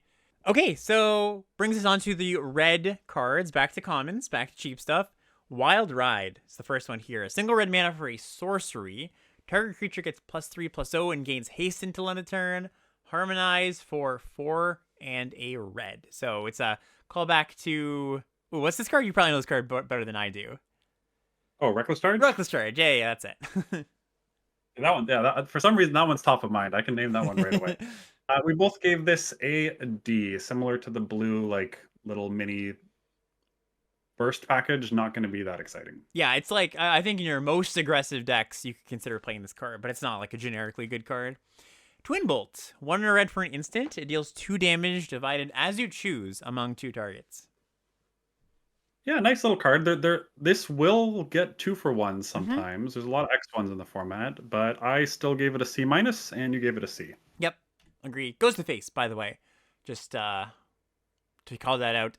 Fire Rim Form up next. 1 in red for an aura. It's got flash. The enchanted creature gets first strike when this enters, and the enchanted creature has +2/+0. That lasts forever. Yeah, fine filler trick again. We both gave it a D+. Yep, agree. Molten Exhale is the red exhale. 1 in a red for a sorcery. Deals 4 damage to target creature or planeswalker. But if you behold a dragon when you cast this, you can cast it as an instant. Yeah, sweet card. Yeah. We both gave it a B-. Yeah. And that's, you don't need dragons to it's much better with a dragon, but fine without it. Absolutely. Shock Brigade is 1 in red for a 1/3 menace with Mobilize 1. Karizev, is this the OG Karizev? Kind of the same card. It kind of is. Yeah. And that was like that card's still in my cube. Yeah. Like, This card's not card's that much great. different. No, it's not. This Yeah. card is very scary, and like especially in red white, like this card hits hard. I gave it a C+. You gave it a C. Yeah, totally. Like, being a little bit facetious here, like Karizev's first strike and Ragavan being a 2/1, like, make a difference. But I do think it's a good 2. Next up is Jeskai Devotee. So this is 1 in red for a 2/2. It's got the Devotee ability for Jeskai. And Flurry, whenever you cast your second spell each turn, this creature gets +1/+1 until end of turn. I gave this a C. You gave this a C-. Yeah, I think this one is kind of the opposite of what you liked about the other ones, where this one, it's other thing it's doing is it's attacking, it's getting into combat, right? It's going to trade off. You also, being red means you're probably going to want to attack with this, get into combat with it, so the filtering ability less reliable. Yes, I think you're probably correct on this one. Okay, cool. Devoted Duelist, 2 mana, 2/1 with haste, flurry, deal an additional damage. Deal 1 damage to each opponent. Yeah, 5 years ago, this 2-drop would have excited me, but not today. I gave it a D. You gave it a D+. Yep, not a great one. Rescue Leopard. This is a pretty interesting one. 2 in a red for a 4/2. As it becomes tapped, or whenever this becomes tapped, you can discard a card. If you do, draw a card. Yeah, so it works with Harmonize or with attacking. I gave this a C-. You gave this a C. Yeah, I think just like even filtering once, even if you don't discard one of those cards you can cast from your grave, I think you're going to be pretty happy with that. Next up is Underfoot Underdogs. 2 in a red for a 1/2. Comes in and makes a 1/1 Goblin token. Also has the ability 1 tap. Target creature you control with power 2 or less can't be blocked this turn. Same grades we gave the last card. I gave it a C-. You gave it a C. Yep. We've got Seize Opportunity up next. 2 in a red for an instant. Choose one. Either exile the top 2 cards of your library, and until the end of your next turn, you can play those cards. Or up to 2 target creatures get +2/+1 until end of turn. Yeah, so this one, we do have a grading difference. I gave it a D+, and you gave it a C. Yeah, I gave that grade kind of with the thought of it goes in a specific deck. Like, you're not going to just put this in any red deck, but if you are kind of like the spellsy, blue-red, tempo-y deck, I think it's a pretty good modal card there. It's got the good version of this text where you can cast the cards until the end of your next turn. It's also an instant. Also, like we've been talking about throughout the set review, very different modes. That's a benefit for these kind of cards. You want to cast them in different kind of game states. Yeah, I could see. I don't think I'd join you at a C. I could see coming up to a C-. Like the trick that gives 2 creatures +2/+2 was still bad. Mm-hmm. So +2/+1 is pretty unexciting, but there will be spots that it just blows the opponent out. So yeah, there's something there. Yeah, I agree. Probably come or settle somewhere in that middle ground. Meticulous Artisan is 3 in a red for a 3/3 prowess, and when it enters, you make a treasure token. Yeah, I kind of like this card, but it costs 4, so I feel like I shouldn't. I know. So I gave it a D+, and you gave it a C-. Yeah. I'll see. I want to see where this one lands because, like you said, it's my exact feelings. Just like, there's enough stuff, but there's also 4 mana. Summon Intimidator is 3 in a red for a 4/3 reach. When it enters, target creature can't block this turn. Yeah, weird setup, like an aggressive and a defensive ability. Mm-hmm. I still think you don't mind this in like red white. I gave it again a D+, and you gave it a C-. Yeah, just a fine filler card. Storm Shriek Feral is up next. This is the red common dragon with an omen. 4 in a red for a 3/3 flying haste. With 1 in a red, this creature gets +1/+0 until end of turn. You can activate that as many times as you want, of course. Flush Out is the sorcery omen. It's 2 mana, 1 in a red, discard a card. If you do, draw 2 cards. All these red cards, I'm like half a grade lower than you. So you were at a C, I was at a C minus. Yeah, I guess my thought here is like it's a pretty nice upside on your Tormenting Voice to have a 3/3 hasty flyer attached to it. Like, I think this might be one of the best spreads of like good in some spots, good in, you know, one side's good in some game states, one side's good in the other. Like, some of these Omen Dragons have kind of been, both the sides are pushed a little towards the middle, but this is very Right. much like, all right, like, you know, fine early if you want to discard and filter your hand, or most times 5 mana Hasty Dragon is like a fine 5-drop. So yeah, Yeah, and there's a lot of cards that want you to play dragons between like the things that get picked up yeah. and all of the exhales. So yeah. Next up is Narset's Rebuke. This is 4 in a red for an instant. Deals 5 damage to target creature. You add Jeskai mana, so blue, red, white. If that creature would die this turn, exile it instead. So basically, this helps you double spell. It's kind of the idea. Helps you double spell, but needs like all these cards that add mana, to maximize them needs to be very specific conditions, right? Like you need to play your 3-drop on 3, your 4-drop on 3, and then have a 5-drop and a 3-drop exactly Right. on 5. Yeah. So I do like this card, but like I think it's easy to envision this doing its best more than it will, and we both gave it a C. Right. And like, you don't always want to cast your removal spell, right? This is the last removal spell in your hand. Like, are you going to do it just to enable your double spell trigger? Like, you might want to be like, well, like, you know, this game's not going anywhere fast. I should probably save this for something a little bit stronger than their, you know, their 3/3 or whatever it is. Next up is Fleeting Effigy. We're at the uncommons now, by the way. So single red mana for a 2/2 haste. That would be great, but you have to return it to your hand at the beginning of the end step. Also has the ability 2 in a red. It gets +2/+0 until end of turn. Yeah, pretty similar to that artifact card from Neon Dynasty that was pretty bad. Yep. This does have the double spell upside and the pump upside, but we still both gave it a D plus. Yeah. It's got something to be said for little things it does, but generic not great. I think we disagreed on this one. This one's going to be kind of interesting to talk about. Channel to Dragonfire. Single red mana for a sorcery. It deals 2 damage to any target. Harmonize for 5 red. No, we're only half a grade off. You gave this a B, I gave it a B minus. Okay, yeah, maybe I was looking at a different tier list potentially. Yeah, I don't know. I think this card seems awesome. Just dealing 2 in the early game, killing a cheap thing. Like, it's a great double spell card. Like, forget about payoffs, but just like actually just double spelling like you would in any other Magic set. Great for that. The Harmonize cost is, you know, it's a bit pricey, but I don't think it's like too prohibitive. Going to the face, like a lot of times you're just gonna be like, all right, they're at 4. I just need to draw my Dragonfire and, you know, 2 of them and 2 of them. You can split this up, like get a 2-for-1 fairly easily. Yeah, I think it's just a good card. Yeah, I don't know if you saw the Sirkovitz chart on creature sizing. I Like did. the break point is at 3, so this will kill like a good chunk less of things than the like -3/-3 exhale. So I guess that's partly my reason for it, but still, yeah, still in the B range for me. Still happy to play it. Yep. Shocking Sharpshooter up next. 1 in a red for a 1/3 reach. When another creature you control enters, this creature deals 1 damage to target opponents. Yeah, C plus from me, B minus for you, and I can see it being in the B range. Like Impact Tremors is bad, but this has a reasonably statted body on top of that. Yeah, and just like all of your mobilized creatures, just, you know, effectively being 2-power attackers instead. If you never get 2 of these, is awesome. Yeah, we had this effect fairly recently on the red-white rare from MKM from Murders. There was like the Anthem that had that ability, the Impact Tribber's ability attacked on. That always felt backbreaking.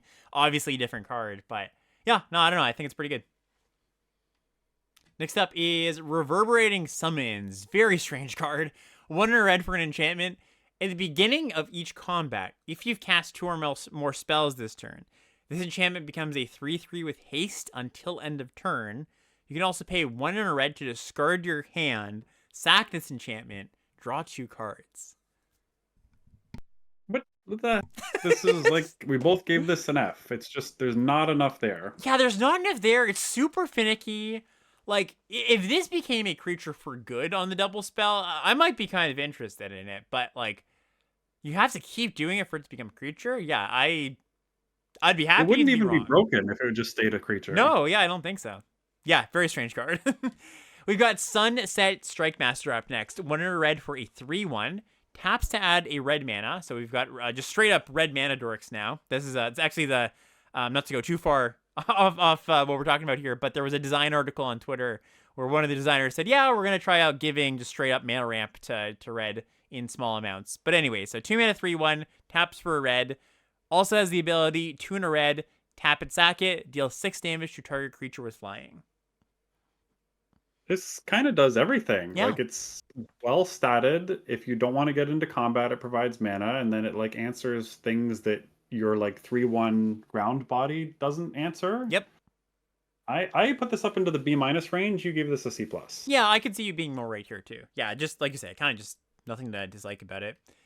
Overwhelming Surge up next. 2 in a red for an instant.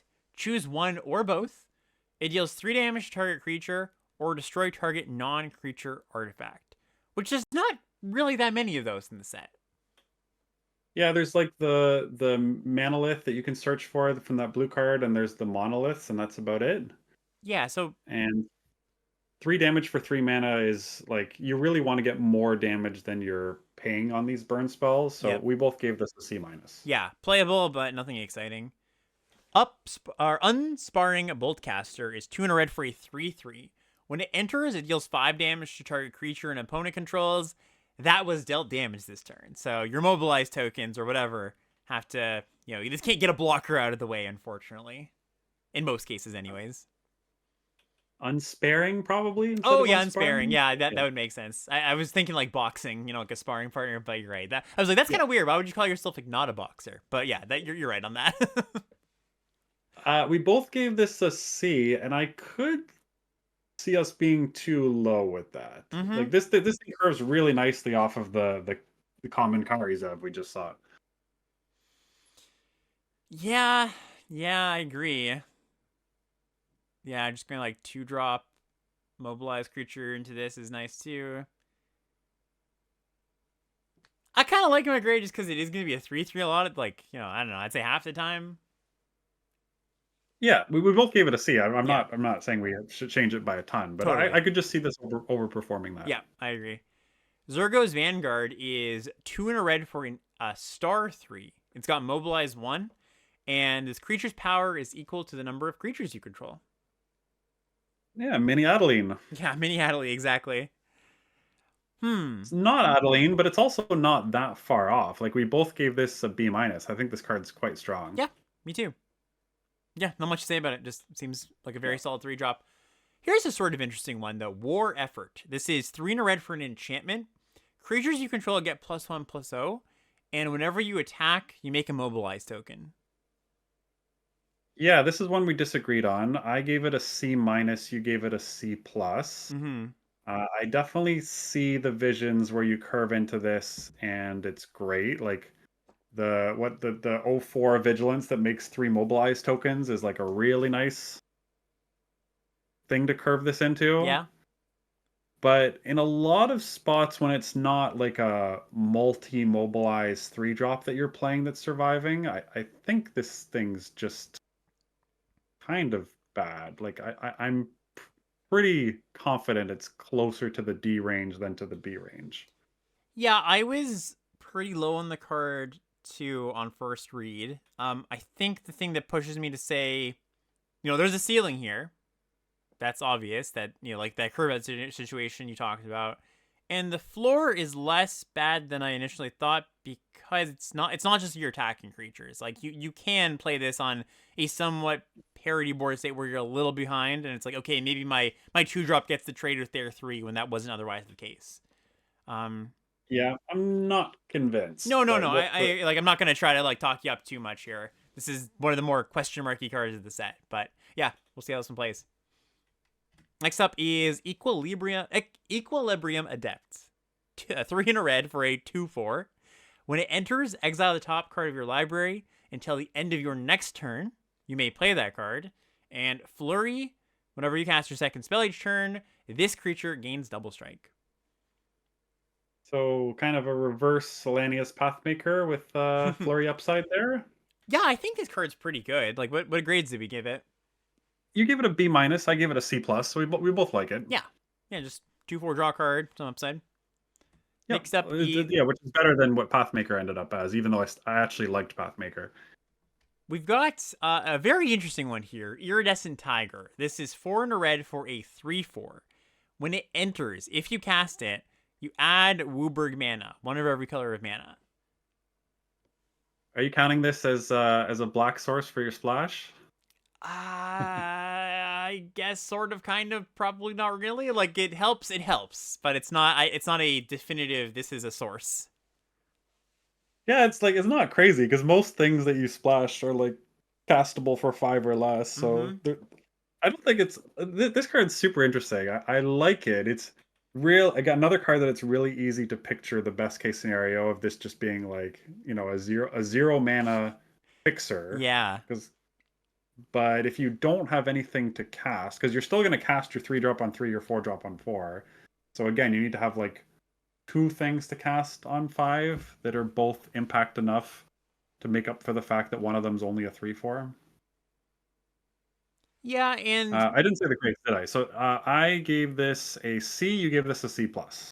right, I'm seeing this more. Maybe you are too, but just for anybody who's kind of thinking how to view this card, I see this more as a double spelling card, and not in the mechanic, the flurry mechanic necessarily, but like it just helps you double spell, gives you a 3/3/4 more than a fixing card.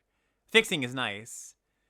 Yeah, it's kind of nice to catch you up, right? Right. Yeah, lets you do a lot of stuff on the same turn. Also, well, there is the awkwardness of, like you said, if you don't have a 5-drop to play, maybe you're only playing a 3 mana card off. It becomes a 2 mana 3/4 rather than a 0 mana 3/4. But I think there's gonna be some times where you go like, okay, play this, use the green to exile a renew card from my graveyard, then play a 4-drop, like, or maybe 2 of that mana to exile the card from your graveyard, play a 3-drop. Like, I think because renew and harmonize exist, there's like a few more things to sink the mana into. Is kind of the idea. Yeah, I'm interested in this card. Yeah, totally. Okay, Breaching Dragonstorm up next. This is 4 in a red for an enchantment. When it enters, you exile the top cards of your library until you hit a non-land.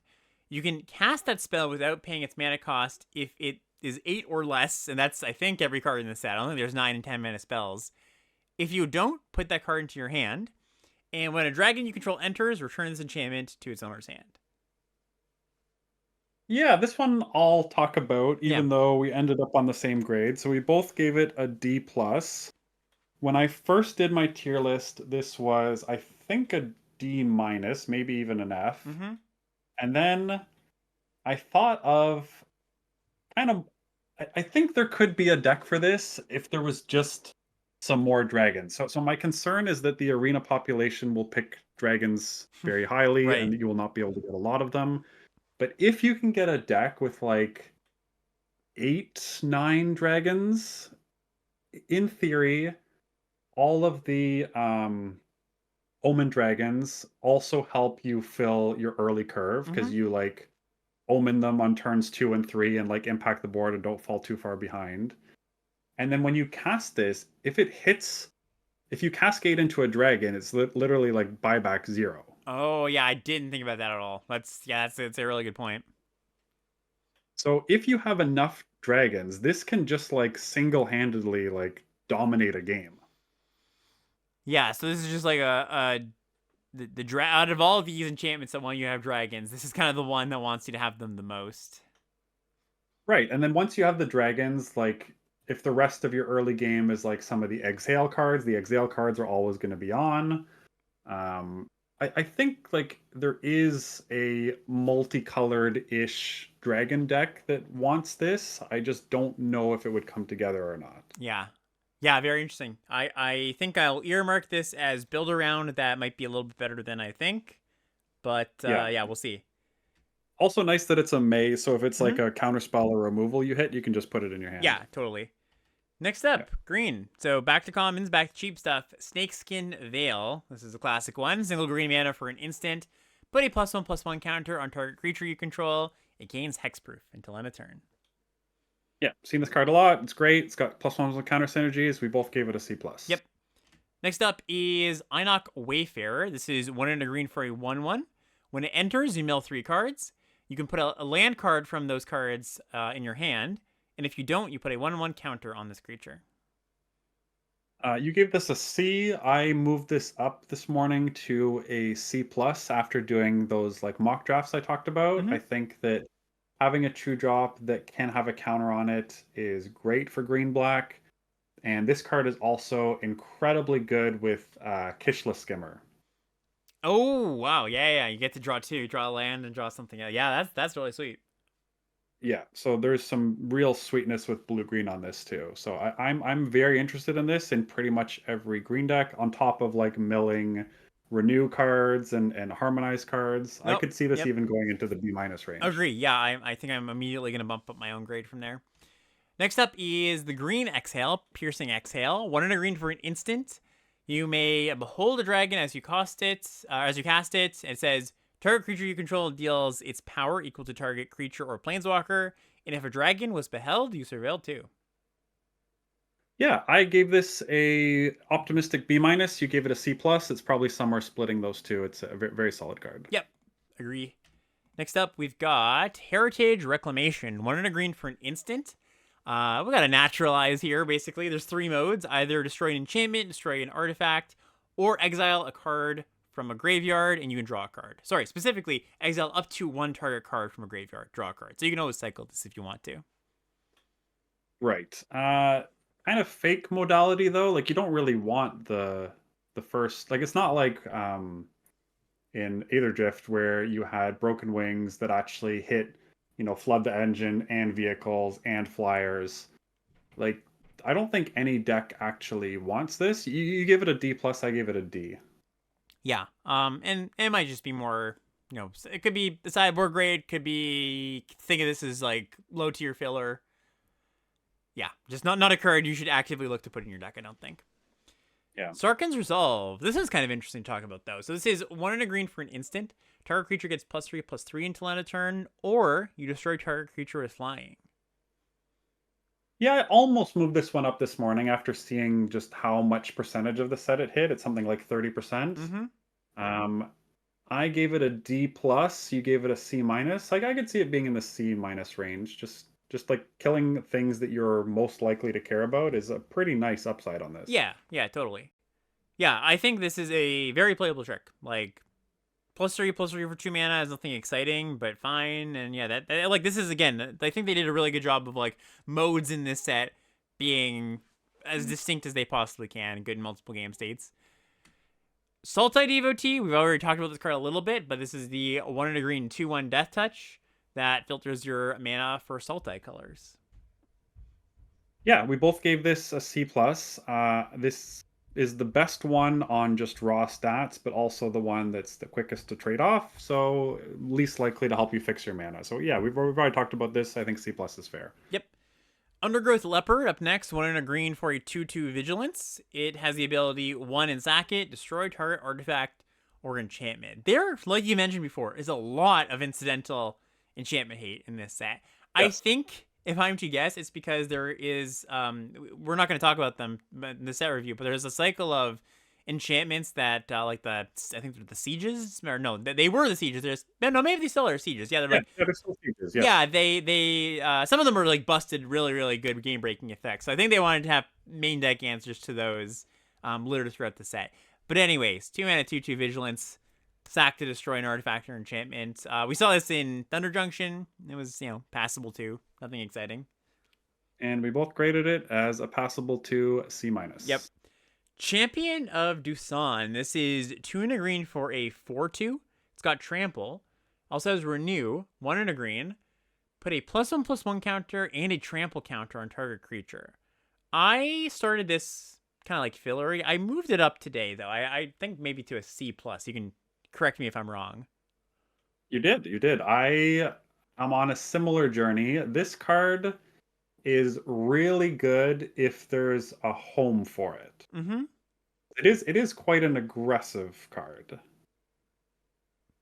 Yeah, so like, well, like you said, like green black could be aggressive sometimes. Right. So like it does the counter thing for green black, it does the leave you the graveyard thing for green blue. Like the synergies are there.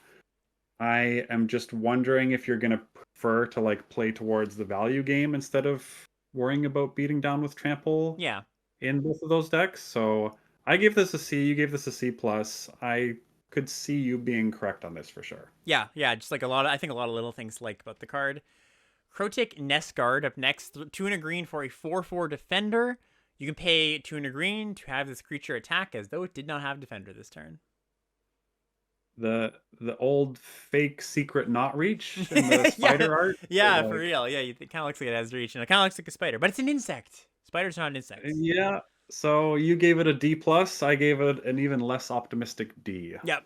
Yeah, that's fair enough. Next up, we've got Roamer's Routine. 2 and a green for a sorcery. Search your library for a basic land. Put it on the battlefield tapped. Then shuffle. Harmonize for 4 and a green. Eh. You gave this a D. I gave this an even less optimistic D minus. Yeah, it's not the kind of fixture you're hoping to play. Trade Route Yeah. Envoy is 3 and a green for a 4/3. When it enters, you draw a card if you control a creature with a counter on it. And if you don't draw a card this way, you put a +1/+1 counter on this creature. Yeah, you gave this a B minus. I moved this down to a C plus just because, again, like in green, Snakeskin Veil's not often something you're going to be casting in the first 3 turns of the game. Your Blanchwood Prowler reprint usually wants to find a land and will not have a counter on it. And your 3 drops, none of them come with counters, right? Like the other one exiles from your graveyard to add a Yeah. counter. So I think you want to be drawing a card with this more than just making a 5/4. And it's not that easy to do on curve. Mm-hmm. Yeah, no, I agree. I agree with all those points. Yeah, so we're only half Yeah. a grade apart still. Just thought I'd mention that for Yeah, this one. no, very fair. Sagu Pummeler up next. This is 3 and a green for a 4/4 reach. Renew, 5 mana, so kind of pricey here. Put 2 +1/+1 counters on, put 2 +1/+1 counters and a reach counter on target creature. Yeah, this one's also quite nice. So like there's some competition for these 4 drop cards, Mm-hmm. which is another reason why I mean in green black we looked at the 2/1 menace that adds 2 counters or makes a 2/2 and Yep. there's already a lot of competition for the 4 drop slots. We gave this both a C, but I like this card. Yeah, no, me too. It's like a rock solid 4-drop. I think worse than something like Hazard of the Dunes from the last set, for example. But yeah, I think you're going to be happy filling your deck out with this card. Not Next. not by that much though, No, right? no, I Like agree. Yeah, not by that much. Not by that much. Also has some, mill value. It's a millet, and you're happy with that too. Sagu Wildling is the green dragon, green common dragon with an omen. 4 and a green for a 3/3 flyer. When it enters, you gain 3 life.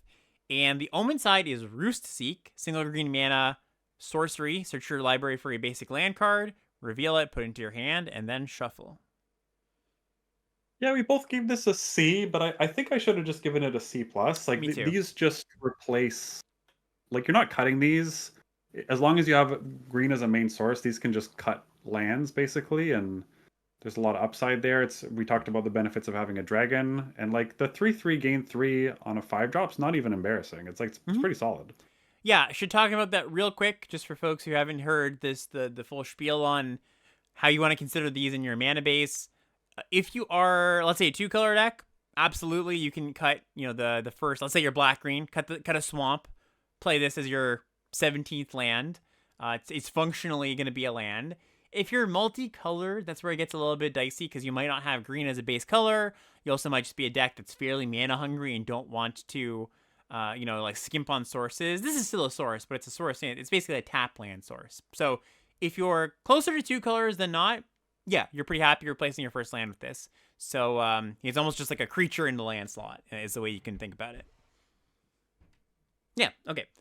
Next up is Dusyut Earthcarver. that how you say that? Dustiat? Funny name. Dustiat We'll go with it. Earthcarver. This is 5 and a green for a 4/4 reach. When it enters, you endure 3. Yeah, you gave this a C plus. I gave this a C just because it's a 6 draw. Yeah, it's 4/4 plus a 3/3 most times. I think that's pretty good. Like it's mammoth, whatever the mammoth from the last set. Obviously not as good because it can't keep making 3/3s, but I don't know. I think this is like a really good stabilizer. Yeah, it's I'm happy with my C. You're Okay, not going to convince me to go up. yeah. But Fair yeah, enough. Fair enough. I agree this card's solid. Uncommons now. We've got Dragon Sniper, single green mana for a 1/1 with Vigilance and Reach and Death Touch. Very annoying little card. Yes. I gave this a C. You gave this a C plus. This card does not like the -2 -0 card or the Yep. -3 -0 card, but yeah, you're probably not cutting these, so C plus is probably fair. Yep. Agree. Formation Breaker, 1 and a green for a 2/1. Creatures with power less than this creature's power can't block it. And as long as you control a creature with a counter on it, this creature gets +1/+2. So it could be a 3/3. Yeah, awkward that you the times that's most relevant is early, and it's kind of hard to turn on early unless you got like a really specific set of cards. Mm-hmm. Excuse me. So we both gave this a C. I like this card, but most likely to be on when it's not going to be as relevant. Yeah, and I think a lot of time, like say you have that the champion, the exile from your grave, put a trample and a +1 counter. Like you put it on this thing, it's a 4/4 trample that can't be double blocked by small things. Like that's pretty good. I Yeah. think it's a fine way to fill out your 2-drop slot. Traveling Botanist is 1 and a green for a 2/3. When it becomes tapped, you look at the top card of your library. If it's a land, you can reveal it, put it into your hand. And if you don't put that card into your hand, you can put it into your graveyard. Yeah, the sizing on this is really nice. It means you probably get at least one attack in, and then you can, harmonize with it to trigger it again potentially. Yeah. You gave it a B minus. I gave it a C plus. Yeah, I think a very solid card. Synchronized Charge is 1 and a green for a sorcery. Distribute 2 +1/+1 counters among 1 or 2 target creatures you control. Creatures you control with counters on them gain Vigilance and Trample until end of turn. Also has Harmonize for 4 and a green. Travel Prep, it's back. But Yeah, different. Travel Prep had somewhat disappointing stats in Shadows Remastered. Yeah. Compared to like how good people rightly or wrongly knew it to be back in original Innistrad. This one, the harmonized cost is expensive, 5 instead of 2, but giving trample and vigilance is pretty big, and there's a lot of interesting play patterns you can do with this, where let's say you can put 2 creatures on a 2/2 on turn 3, attack for 4, and then post combat add the other 2 counters to it because of the vigilance, like kind of fuels the harmonized cost. So you can really like snowball pretty quickly with this card. Yeah, that's the thing I wanted to point out about it is that it, unlike some of the harmonized cards, most of the harmonized cards, like this fuels itself, right? And you don't always want to tap the creature that you just put counters on. You want to attack with that sometimes, but vigilance makes that a lot more palatable, right? Because you can be like get in the attack still. You won't be able to attack for as much. Like you can't do the travel preparation thing of like put 4 power worth of stats on the board before my combat. But yeah, I think like you said, like casting this once, going to combat, getting through with your 1 creature cleanly, tapping that creature to do it again next turn, or sorry, do it again on main phase 2, or wait till your next turn. Yeah, a lot of different play patterns with it. Yeah. Sweet. What do we give this grade wise? I give it a C, you give it a C plus. Yeah, I think sounds about right to me. Dragon Brood's Relic. So this is kind of a build around 5-color card. For Marc's 5-color deck that I talked about, 1 and a green for an artifact. Tap an untapped creature you control and tap this artifact. Add 1 mana of any color, so Springleaf Drum. Also has the ability 3 and Wooburg, so 8 mana. Sack this artifact. You make a 4/4 dragon token named Reliquary Dragon. It's all colors, it has flying, lifelink, and when this creature enters, it deals 3 damage to any target. Activate that only as a sorcery. Yeah, and that damage will also have lifelink to it as well. Yeah, interesting card. We disagreed on this one. You gave it a C plus. I gave it a C minus. Even though I did outline what a 5 color deck might look like, I do think it's a real cost. Mm-hmm. Um, the Springleaf Drum ability on this, there's less trinkety creatures, I think, in green than, like, for example, in Brothers War. There's a lot of stuff lying around, so I'm not super excited about paying 2 mana for Springleaf Drum. But the payoff is real. Like Yeah. that's not maybe quite 8 mana worth of stuff, because 8 mana stuff you usually want to have you win you the game, but it's not too far off. And it's basically like 7 mana, right? Like this Right. makes one of the mana. So your other sources only have to account for the other 7 mana, which is like pretty reasonable in an average game of limited. That's, you know, your deck's designed to go to turn 7, turn 8. Yeah, you can also just be like blue green flashing, black and red, and Mm-hmm. then this you don't even need to put a white source in because this just spots it for you. Yeah, yeah, exactly. Yeah, that's a great point, right? Yeah. So I think getting to the 5 colors, like you don't necessarily have to be a 5 color deck. Like we had the Path Cruiser, Marshall's Path Cruiser, and Aether Drift, where it kind of felt the same thing, where it's like, so you want to have a source or two somewhere in your deck, but you don't have to be the full on like I'm casting 5 color spells all the time to exhaust that card. And same kind of deal here. Okay, next up we've got Sage of the Fang, which is 2 and a green for a 2/2. It enters when it enters, you put a +1/+1 counter on target creature. Renew for 3 and a green. Put a +1/+1 counter on target creature, then double the number of +1/+ counters on that creature. Yeah, so I think when possible, you're going to want to put that first counter on something else, because Mm-hmm. then the threat of activation after trading with your 2/2 is that much better. We both gave this a C plus. Yeah, solid card. Knockout Maneuver is 2 and a green for a sorcery. Put a +1/+1 counter on target creature you control, then it deals damage equal to its power to target creature an opponent controls. Yeah, not an instant is a big knock against this, because we've seen this card printed as instant and be, somewhere in the B plus range. Yeah. You and I still both like it though. I gave it a C plus. You gave it a B minus. Yep, agree. Attuned Hunters is 2 and a green for a 3/3 trample. Whenever one or more cards leave your graveyard during your turn, put a +1/+1 counter on this creature. Yeah, so this kind of goes with the other green common 3 drop, the 4/2 trampler that like grows things. Like they're both aggressive Mm-hmm. that push decent amount of damage with trample. We both gave this a C minus. Yep. Just saying, kind of is fine. You know, maybe it's a C if we want to split hairs about it, but nothing. I don't know. Doesn't spark joy too much for me. I guess it was again nice with the trampling renew creature. Like becomes a 5/5 with I mean, it already has trample, but I don't know. Cheap renew costs always good with this kind of card. Rain Veil Rejuvenator is 3 and a green for a 2/4. When it enters, you mill 3 cards, or you may mill 3 cards. Tap, add an amount of green equal to this creature's power, which is normally 2. Yeah, we disagreed on this one. You gave it a C, I gave it a D plus. Mm-hmm. I'm like generically milling cards. It's not like in previous cons where every card in your graveyard was a potential resource because you had Delve. Right.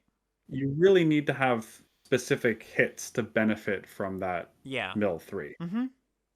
So I'm not like super excited about the mill 3, and then the body and the mana ability. Like the mana ability sometimes doesn't even matter if you're milling something with Harmonize anyways. I'm not super excited about this. Yeah. No, I think you're right, more right than I am on this one, because I was thinking exactly that, like harmonize and renew.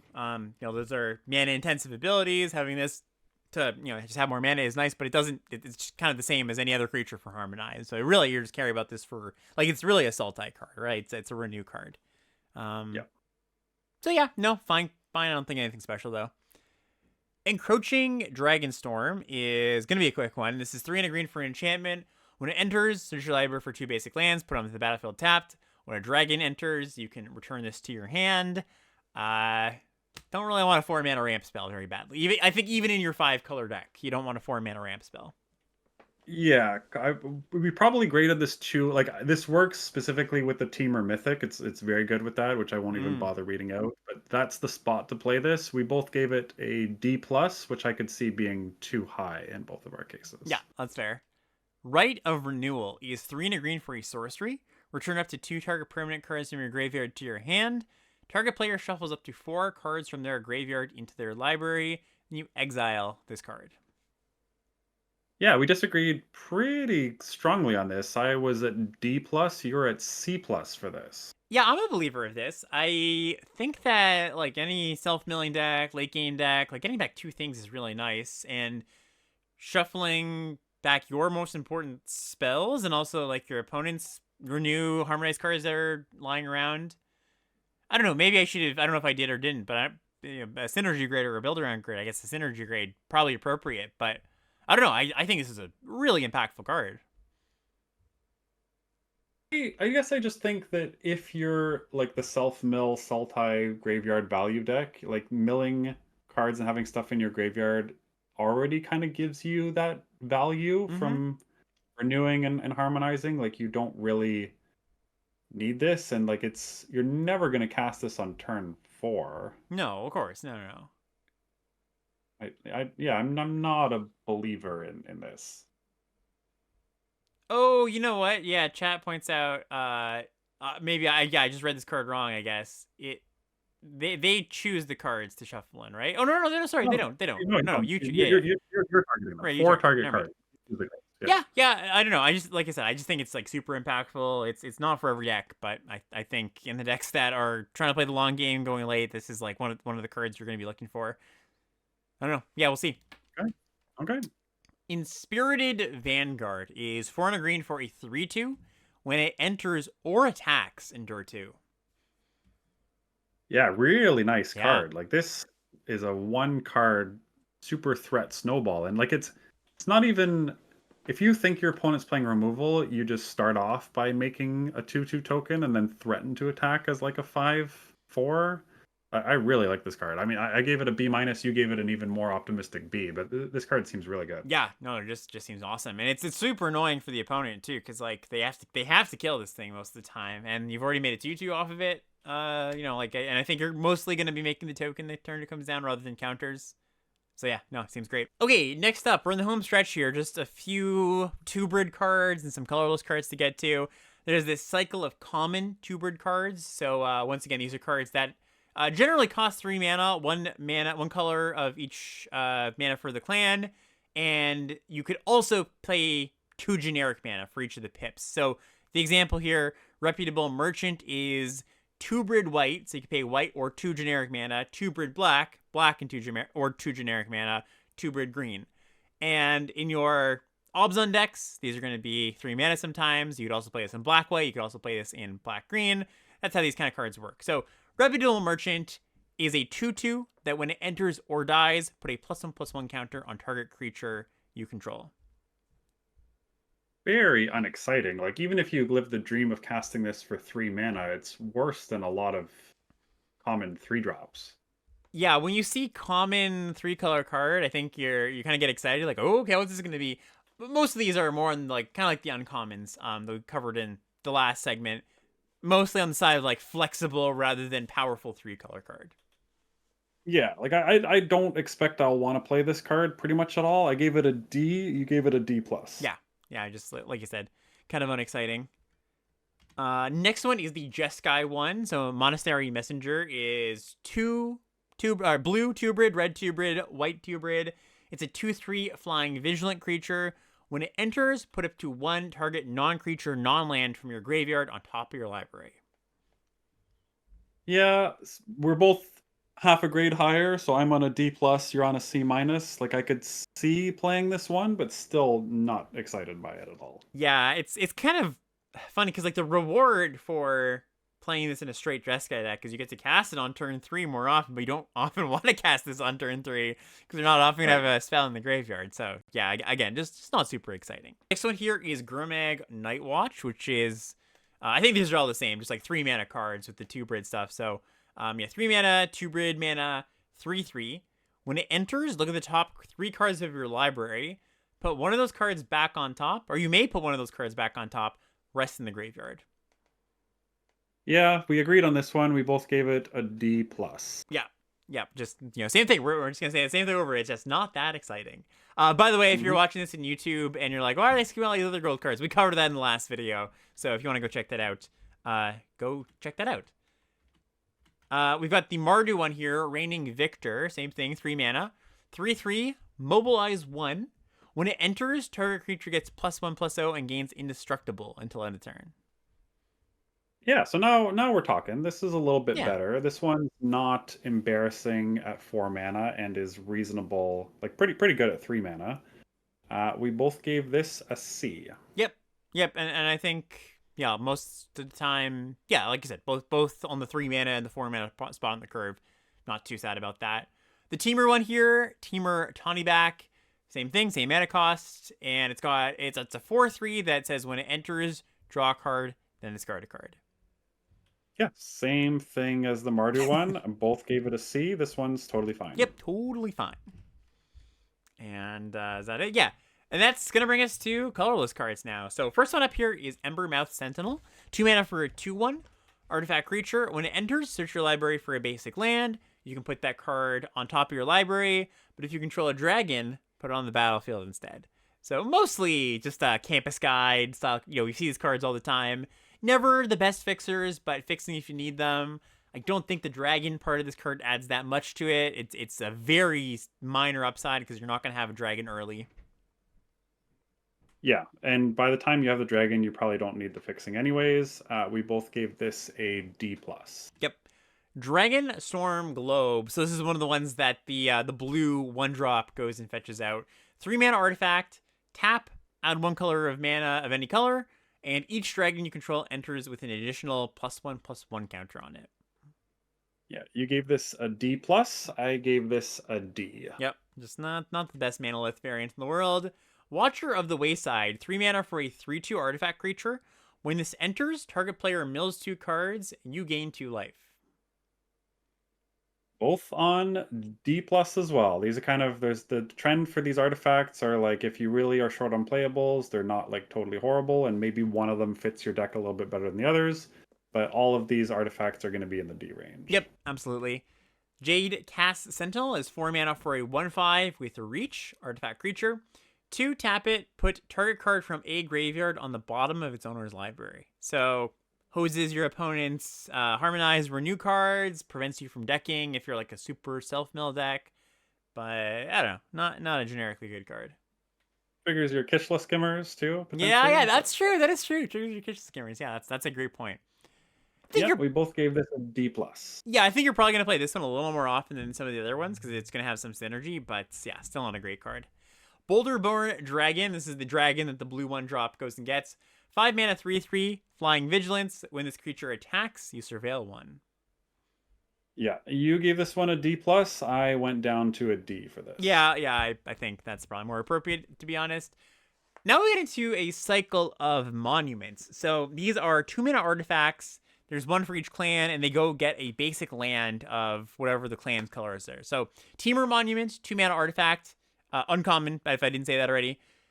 When it enters, you search your library for a forest, island, or mountain, put it into your hand, and they all have an ability to tap sack to pay some mana to make a token of some kind. So in this case, it's 3, and then green, blue, red, so 6 mana, tap sack it, make a 5/5 elephant token, and activate only as a sorcery. So what do you make of these cards? These are, I was kind of thinking as I was grading the cards, like, are these going to be high picks? Are they, once you already know your 3 colors? I could see it kind of going another way. Yeah, I like these quite a lot if you're like a value deck, right? Because these spots you 2 cards. They get you the land and they get you the creature. So already I'm like mostly interested if you're not an aggressive deck. I do think most teamer decks are going to be on the more like grindy, like work my way up, ramp into big stuff type of stuff. So this one's one of the ones that interests me the most. We both gave this one a B-. Yep, agree. Yeah, I think of it kind of like a 5/5 draw card, right? That's kind of the way to frame these. The Sultai Monument, 2 mana, goes and gets one of the Sultai lands. The ability is 2 black, green, blue, tap sack, make 2/2 zombie tokens. Yeah, same thing. Also in the green blue pairs of some more grindy splashing, we both also gave this a B minus. The Mardu one, the ability, I'm just going to read out the abilities from now on. The ability is 2 red, white, black, tap sack, make 3 1/1 red creature tokens. They gain a menace and haste until end of turn. Yeah, we both are a little lower on this one. We both gave it a C plus, just because those temporary tokens kind of need to win you the game that turn to be good, and you're less likely to want to spend turn 2 doing nothing. Right. Well, these are. I'm not sure if this isn't what you meant, but these ones stick around. Like they don't Oh, these ones sacrifice. do stick around. Yes, yes, yes, yes. Yeah, That yeah, makes sense. I was like, why did I give this a C plus? It seems worse than that. But yeah. yeah, I Okay. stand by my C, Yeah, even yeah. the fact these stick around. But you're gonna want this effect less in a Mardu deck because you don't want to be playing do nothing, no power and toughness on turn 2. Is kind of the idea. Yeah. The Jeskai one is 1 blue, red, white, tap sack, make 2 1/1 flying birds. Yeah, this is the one I was least interested in. I gave this one a C. You gave this a C plus. Yeah, I thought just kind of fine. I agree, probably the worst of the tokens out of all of them. But yeah, I think just for not that much worse, not enough to make me want to grade it lower. Obzon Monument is 1 white, black, green, tap sack. Make an XX white spirit creature token where X is the greatest toughness amongst creatures you control. Yeah, this is the one you were lowest on. Yeah. You gave this one a C. I gave this one a C plus. Yeah, a little bit, I don't know. I don't love that it's just like one single token. It could like actually do nothing, which, it's not often going to do that, but it has a pretty low floor. I don't know. I like this one more because you play this turn 2, turn 3 you play something with hopefully 4 but maybe 3 toughness and just kind of untap and you get to use it right away, and like taking turn 2 off, you've kind of already caught up on that tempo. Like if you make a 4/4 for this on turn 4, it's really good. Yeah, no, you're right. You're right. But like, I don't think you're often going to do that. Like, you're not going to often have a 4 toughness creature by that time. There's like the white black thing that sack Sure, tokens is that's 4 true. That's toughness. true. Yeah, And there's a few. I can't think of some more than, but there are a few things with 4 tough. There's the 0/4 that makes 3 mobilize 3. There's a few things that'll make it. yeah. But yeah, the siege rhino, which you're like fixing for on turn 2, That's is also fair. 4 That's toughness. fair. Okay. Yeah. No, that's fair. Yeah, probably a little bit too low on that. Now, home stretch, talking about some lands. So we've got Evolving Wilds, just your classic tap sack, going get a basic, put it on the battlefield. And how do I find those on here? Well, I'll talk about this card. So, I mean, we've got, this is kind of, I think, the worst of the fixing lands that we're going to see. Dual lands, I think, tend to be quite a bit better in this kind of set where if you're splashing, you're often splashing for a 3rd color. Sometimes a 4th, sometimes a 5th. And not that these are bad. You're going to be happy to play it if you need the fixing. But if you are already, like, what you want to splash for in the draft, your Obzon and your black-white, you splashing for green cards, you prefer a black-green tap land over an Evolving Wilds. But early in the draft, nothing exciting in the pack. You're like, hey, I'll pick up some fixing for later. Yeah, that's where Evolving Wilds tends to be a bit better. Yeah, and we both gave it a C plus. Yep. We've got the Cycle of Gain lands, so Tranquil Cove, Rugged Highlands, all those ones. Enter the battlefield tapped, gain a life when they enter, tap for one of 2 colors.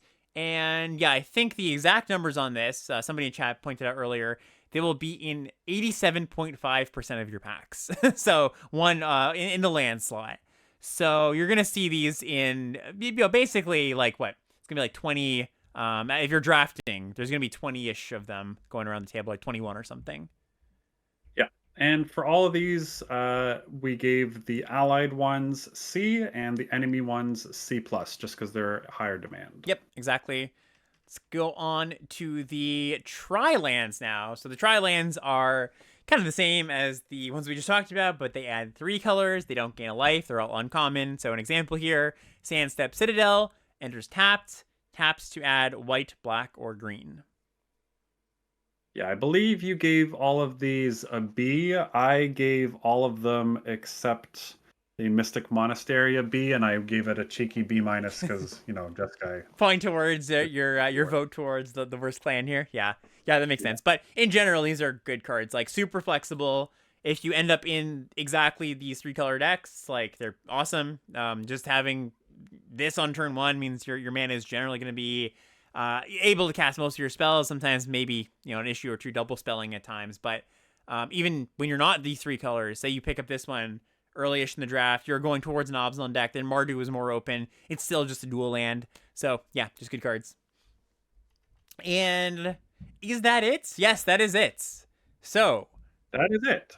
Yeah, let's call it there. I'll ask you for your thoughts on the full set in a second, Mark, but I just wanted to call out that if you watch this to the end and you want to know what we thought about certain rares, we are going to be posting the 17 lands tier list. I'll post that in the description of the podcast in the YouTube video. So if you want the entire set, our grades, that's going to be there.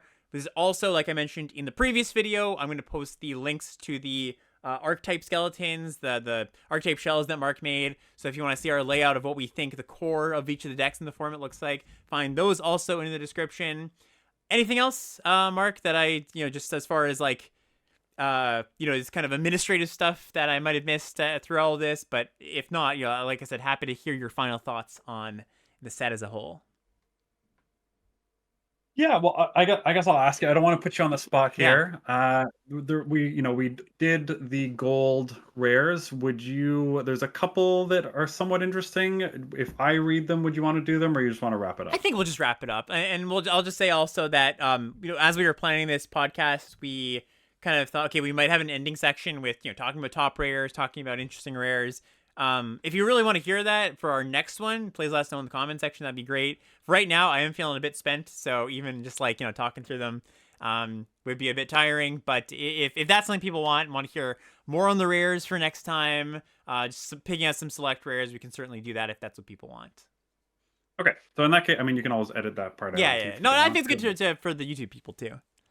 Yeah, okay. So in that case, I mean, final thoughts. I am quite excited for this set. I do have just a couple of things I wanted to mention to wrap up that I had the good and bad things that I'm looking forward to. So one of the risks with 3-color sets that we really saw exacerbated in SNC is without having all 10 decks draftable, there is a major danger of repetitive gameplay, right? Because if it turns out that, let's say, white and black are the best colors, then you're not just going to see the white-black opponents, you're also going to see the Mardu opponents, and you're going to see the Abzan opponents. And it could be that, like 40 to 50% of your opponents are just playing these, like, oppressive white and black cards. Yeah. Whereas if you look at like Aether Drift, even if you consider green and black being the 2 best colors, you only played against Golgari, 15, 20% of the time based on how much it was drafted. So there is some stress on the set to be reasonably balanced, and hopefully all the archetypes work to a certain extent. I'm not super confident that's the case. We talked about this already throughout the video. My kind of rough rankings, I do think white, green, and black look like the best colors and the pairs within that. Following that, I would be interested in blue and then red last. Red looks like it's a reasonable support color, but I wouldn't lean on it too heavily.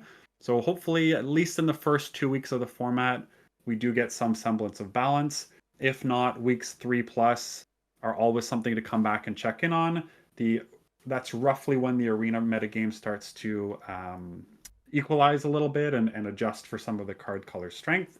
I would say if you draft the set in the first week and you just get your run over by the same cards over and over again, take a break. I know it's hard to do. We love Magic. We want to play as much as possible. But instead of just saying you hate the set, try it again on week 3+, and you might be pleasantly surprised at some of this point. So the things I'm looking forward to, they're built in a lot of tension into the draft. So there's a lot of fixing. We talked about that a little bit already.